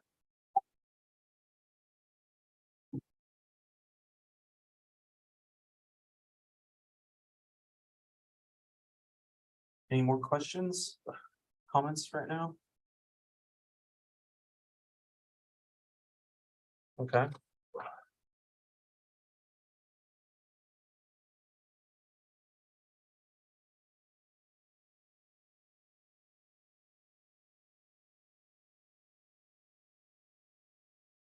You're requesting leniency with it. I guess at this point, we can close testimony.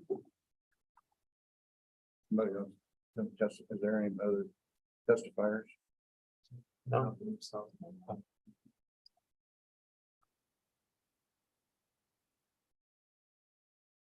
If anyone wants to provide a motion.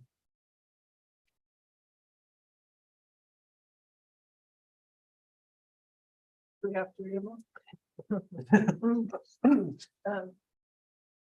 I move that the motions for the staff recommendations. I move that we pass the motions by the staff recommendations. Is that good enough? Yeah. There's a second. Any further discussion? Yeah, I just want to say that, I think Ms. Wareham's, comments earlier about the fines was, I found myself actually thinking about that as well. So I appreciate you raising the conversation. Typically, I think, or overwhelmingly, the organization strives to make sure the operators are within compliance, and I think the penalties for the dismissal thereof, if the operator comes back into compliance, is used as sort of a level of encouragement, a care to stick, whatever you have, you understand what I'm saying. I do find it though, sort of in this case, it's not quite like the others where you have a real need to kind of get back in here. This is more like, oh, I'm sorry, I kind of called. And so I think what I'm looking at is what prevents this from happening again, because that seems to be actually the hook that would say, next time we need a phone call. So I just wanted to say that I will support the staff's recommendation, but you know, this is a site that is very significant. It makes front page news. It perhaps makes other types of headlines for permitting and operating types of systems where you have some real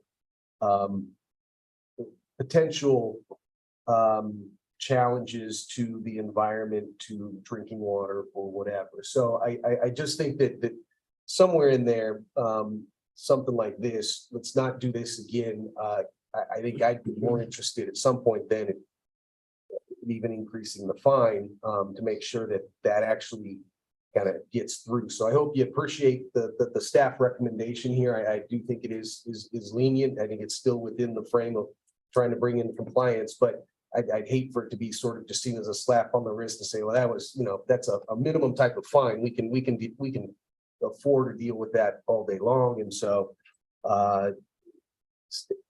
contractors, whomever goes down, okay, we'll walk in and take another $1,000 fine. Right?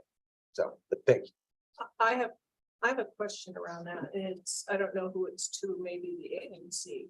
Is I am under the impression, be it right or wrong, that they are acting now as a contractor, probably to the state, or in the future that will happen. And to me, a misperforming contractor will not get the right option to run that the next year. But maybe that's jumping ahead, or is that a misconception on my part? We don't know. We don't know. Yeah, that's- Okay. yeah. Because otherwise I think your point is extremely valid. That's a good point.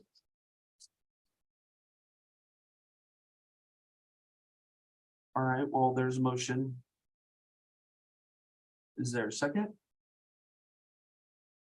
Thought we had one. I did too. I don't know who did it. I did it. Yeah. Oh, you I was did. gonna say, that's how we got I the did the discussion, first. further discussion. Yeah. Yeah, Jill moved. I don't There wasn't a second. yet. Oh, there think wasn't. we've had a Oh. second. I'll I'll be the second. Okay. All right. We had discussion, so anything else? Okay. All those in favor? Aye. Those opposed?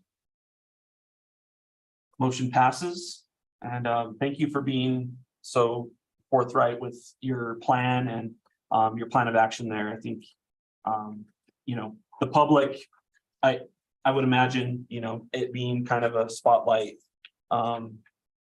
site, you know, not knowing the intricacies of the operation, it's good to be have due diligence and over communicate when we can. So sounds like you're willing to do that. So thank you for your time today. Thank you. Yeah. For the rest of your day.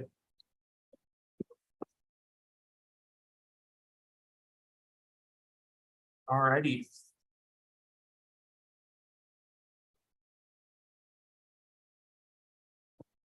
And that's it for our enforcement hearings today.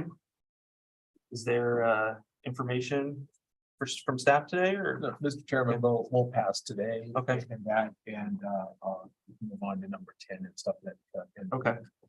All right, now we do have public comment for item number 10 on our agenda today. Looks like there's 3. Are we all present? Everyone that submitted? Okay. I guess we can just go in order here. Is there anything to do there, Chuck, or? Okay. Yeah, I guess we can give you about 10 minutes each. If that's ample amount of time. If you don't need that, great, but we'll set it at that. So Mr. Kent Naughton? Did you say, Mr. Naughton? Yeah. Okay, I'm actually gonna go ahead and speak first if I may. Yeah. Oh, sure. Yeah. Can I have each of you, before you speak, please spell your names? Yes. That was like the voice of God. I'm like, wow, what time to come. I'm Dan Giroux, Girous, which is really easy if you're French. Otherwise, it's just garble. It's just junk. I am a civil engineer, 35-year Colorado professional engineer. I'm here this morning. I appreciate the board's time. I'm here as representative of Linda O'Brien and the O'Brien family. This is with regards to the Colson Curtright pit. Just had some very brief comments. I'll be very respectful of the board's time. Basically, Ms. O'Brien approached me about 18 months ago about some activities on the mine property, the Curtright pit property, about some fill that had been placed, that she had some questions about whether that was something that was normal and a planned part of the activities. I have a pretty long background with DRMS permits, 110s, 11s, 12s, even some hard rock and quarries and precious metals. So came to take a look and said, well, kind of hard to tell. Normally that's something we would at least be aware of and understand how that relates to the mining plan and the reclamation plan. Met with Colson's, thought we had that issue addressed. They actually did some regrading. We had worried about a floodplain influence. Virtually the entire Curtright pit adjacent to the Big Thompson River is floodplain with a fair amount of floodway as well. This was borderline, I believe primarily floodplain, but that's all part of what we wanted to look at. Thought we had that put to pretty well rest. This spring, of course, we're confronted with a significant amount of new activity on the site, as this board learned about. I won't recover a lot of that. Again, Ms. O'Brien engaged me to say, can you take a look at this and try and figure out and understand what's happening? And I came out and we've been communicating with Patrick Lindbergh, who's been great on this case, very communicative, very helpful, very information and knowledge and fact-based. That's been great to work with Patrick. But I looked at this and just said, I don't recognize, I've worked on dozens of pits over the years, sand and gravel pits, lots of floodplain activity. And I just could not make sense of the activity and said that this is something we probably need to learn more about. So, of course, been working with Patrick towards an updated, either by amendment or TR or whatever, an updated reclamation plan to kind of recognize what's happening on the property. We did, as of this morning, take the opportunity to have a little hallway meeting with Peter Whalen. And that was pretty helpful. I have to say, would have been helpful some months ago. We have been waiting a significant amount of time for progress on the reclamation plan, but appreciate the board's moves to try and make that happen and move that ahead along with staff and Patrick. But we'll say Mrs. O'Brien's team plans to be involved, me particularly, with taking a look at that reclamation plan. I can tell you based on my experience and history, I definitely have concerns about what's happening with that floodplain and floodway activity. Have concerns about some of their groundwater and surface water interaction. We have apprised the operator of that and just continue to want to be diligent to run that to ground, make sure that Ms. O'Brien has the expected anticipated use of her property in the future. And I think Ms. O'Brien has been very consistent with me in the last 18 months about no anti-mining, anti-operator, no grudges or axe to grind. It is really just about understanding what is happening, how does it fit with the mining plan, reclamation plan, and what can I expect of this at the end. So appreciate that we had the time with Peter. There's a lot of work to do, frankly, but just wanted to share that with you by way of introduction. If everything goes great, the board will not have to see me again for a while. And if not, I'm sure we'll come and we'll have some more discussions. And thank you. Thank you for your time. Mr. Rue?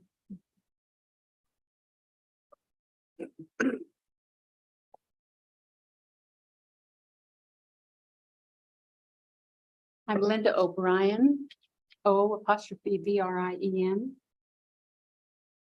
I wanted you to know that the Colsons have routinely operated outside of the permit boundaries. We have photography to demonstrate that, aerial photography from 2002. So this is not uncommon for them. And I've lived out there since '94. And I don't know of any markers on the property at all marking those boundaries. I was able to meet Rock Bowles in February of last year, and he kind of set my expectations in terms of incorporating the mining with the rest of the land and vegetation and that sort of thing. So from his investigation report, he asked that some piles of dirt be moved, about 25 piles of dirt be removed. That never happened. He asked for a right of entry to be signed by the 20th of June last year. It never happened.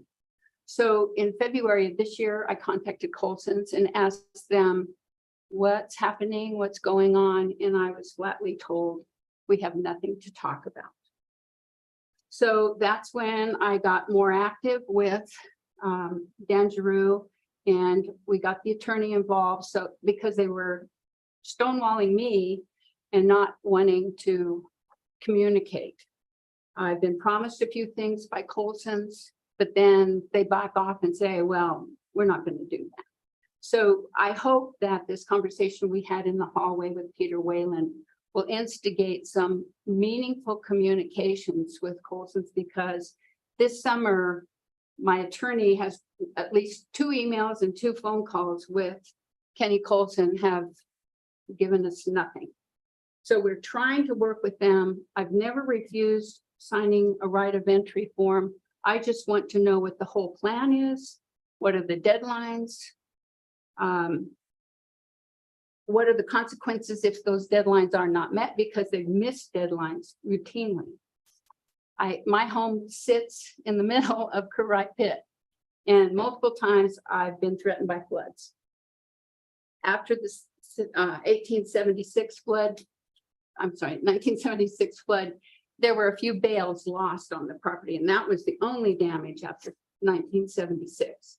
So now for my home to be threatened multiple times by flooding, I need to know what's going to happen with that land. Thank you, Ms. O'Brien. Thank you. Yeah, as you should be concerned about that. So. Thank you, board. My name is Kent Naughton.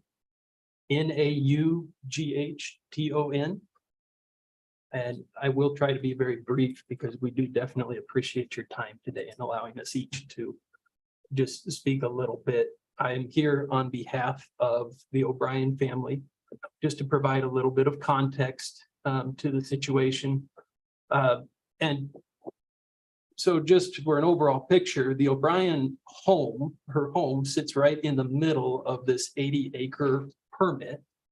And she owns 35 acres, really sitting right in the middle of it. And Linda is understandably very concerned about her home and possible ramifications that the reclamation plans could have on potential flooding and just what her land is going to look like in the future. We believe we're just asking for very reasonable steps to address historic damage that has gone on because of the mining activity. We've worked and tried very much to cooperate with the staff, and we're very appreciative of their help throughout. They've been wonderful to work with. We had hoped to provide this context kind of at the beginning of the hearing because we thought it quite relevant, and some of the historic, as Linda alluded to, the mining outside the permit boundary is not limited to just the northwest corner that was the subject of today's hearing. We have satellite images that show that it's been on Linda's property as well in the past. But in working with the attorneys, we understand that for very important procedural reasons, today's hearing needed to be very limited in scope. But we just wanted the board to be aware of the larger context a little bit. I am concerned that I think there was an allusion today to comments that have been made from the operator about simply walking away from the site as I'm concerned they view that as the most attractive option. And we would just encourage the board to really taking off on some of your comments today, the operator needs to be motivated to actually follow through. We appreciate the steps that the board has taken today. And we just encourage the board to follow through. I would point out that the operator did not bother to show up today to apologize in person. They sent their consultant, who's been not terribly involved so far, just to very briefly somewhat apologize, but they did not show any real remorse today. And we suspect we hope we're not here back before the board asking for your help again, but we suspect we might be. And so we just wanted to provide a little context that there's a little, we understand this is probably fairly new to the board. It's certainly not new to the O'Brien family that they've been dealing with this. And the staff has been dealing with with Colson Excavating for a while now, with very little responsiveness. So we are concerned about the dismissive attitude indicated from the operators, and we do appreciate your time. Any questions? Well, thank you so much. Thank you all. Appreciate it. Mr. Chair, Yeah. question for staff. I'm assuming that if the O'Brien family notices what might look like activity outside of the permitted area, that reaching out to staff is totally acceptable. Totally, yeah, we- Option, Yeah, and and encouraged, I'm assuming. it's encouraged, yeah, if we don't know about it, you know, in the regular inspection cycle, lots can happen in 3 or 4 years. Some cases 5 or whatever, but yeah, if we know, if we get a complaint about some kind of activity and stuff that's outside of that, our complaint process and stuff is pretty rigorous and stuff, so yeah. Be in touch. Thank you. All right, I believe that wraps it up for today. We'll go ahead and